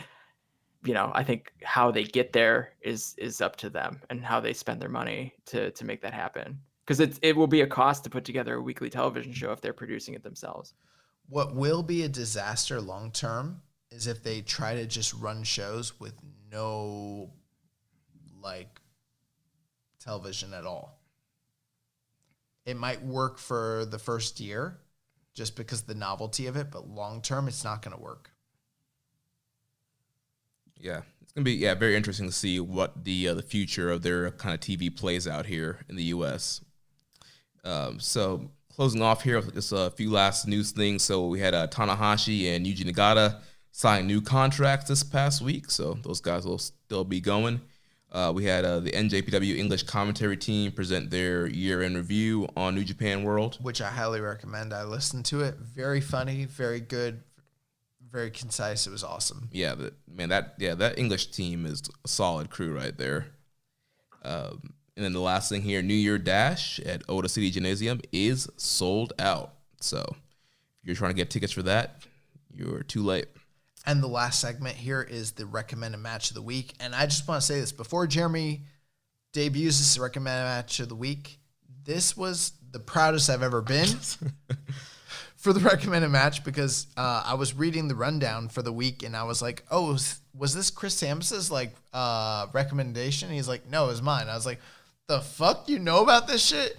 And Jeremy's like, yeah, I've been watching some older shit. And I was like, oh God, yeah, this is awesome. Jeremy, take it away. Yep, so my recommended match of the week is Minoru Suzuki versus Yuji Nagata from Wrestle Kingdom 1, January 4th, 2007. It was for the Triple Crown Heavyweight Championship. It was pushed as the final match in a 21-year rivalry, even though they ended up facing each other later. Two more Wrestle Kingdoms in Wrestle Kingdom 5 and Wrestle Kingdom 7, with Nagata winning both those matches. But the Wrestle Kingdom 1 match was awesome. Both of these guys, it was so violent. It is awesome. These guys were just slapping and hitting each other. So there was double juice within the first few minutes of the match. The strikes were so hard. These guys were just laying into each other, and Suzuki was just as vicious as ever. And just both guys were just laying everything in, and it definitely felt like a personal fight between both these guys. So I think you've seen Nagata in his WCW days, but I don't know if you've ever seen something from this era when he was Ace. No, I haven't. And so yeah, definitely worth checking out. It's fucking awesome. And before we go, Chris, go ahead and give our listeners your plugs and where they can find you and what you'll be up to. Sure. So I am on Twitter at the Chris Samsa. That's TheChrisSamsa. You can find my statistical work, my data compilations at sportofprowrestling.com, and you can find my written work at voicesofwrestling.com. You should definitely download the Voices of Wrestling ebook. There's some awesome stuff in there this year. We've all put a lot of work into it. Jeremy, I'm really looking forward to your article or essay. It is a pay what you want model. So if you want to give us $100, you can give us $100. If you want to download it for free, it's free. As of this recording, it is well over 200,000 words. And that's without any of the essays, I believe. So we're talking a lot. If we printed it, it would be the size of a coffee table book. So it's a lot of information. Jeez. It's a lot of everything you could ever want with New Japan. And that's just 1 year in review. You can go back and find the other, I think, 5 years at voicesofwrestling.com. And it's been a project that I've been really proud to be a part of. So you can usually hear Kevin Kelly use some of my stats because I always email them to him before big shows. So very potentially, if he's rattling off numbers at Wrestle Kingdom, they either came from Chris Charlton's brain or from my research. So Kevin Kelly's a wonderful guy. So he likes to crowdsource his information. So that's Tell where him you to can say my find me. name. And otherwise, I'll probably be live tweeting Wrestle Kingdom while Jeremy and Josh sleep. Tell Kevin Kelly to say my name just because. I'm not going to add anything or like email him any information, but just be like, yo, shout out the young boy Joshua Smith, just because. I don't have that kind of pull. But if I ever go over to Japan and sit with those guys, I will shout out. No, I would feel bad. Don't do that. No, go ahead and do that. Put us over. But you never expect it, and it's always an honor. But Chris, thanks again for joining us this week to preview Wrestle Kingdom 14. It is always a pleasure and an honor. And the one thing I don't like about it is that he's better than me. And I hate that. Honor is all mine, gentlemen. I appreciate you having me. I just like talking New Japan. Yeah, man. So next week, we'll be back with our Wrestle Kingdom 14 review. If you enjoyed today's show, please consider making a donation. Visit socialsuplex.com/donate and click on the donate button under the Keeping It Strong Style logo. You can connect with us on social media. On Twitter, the show is at KI Strong Style.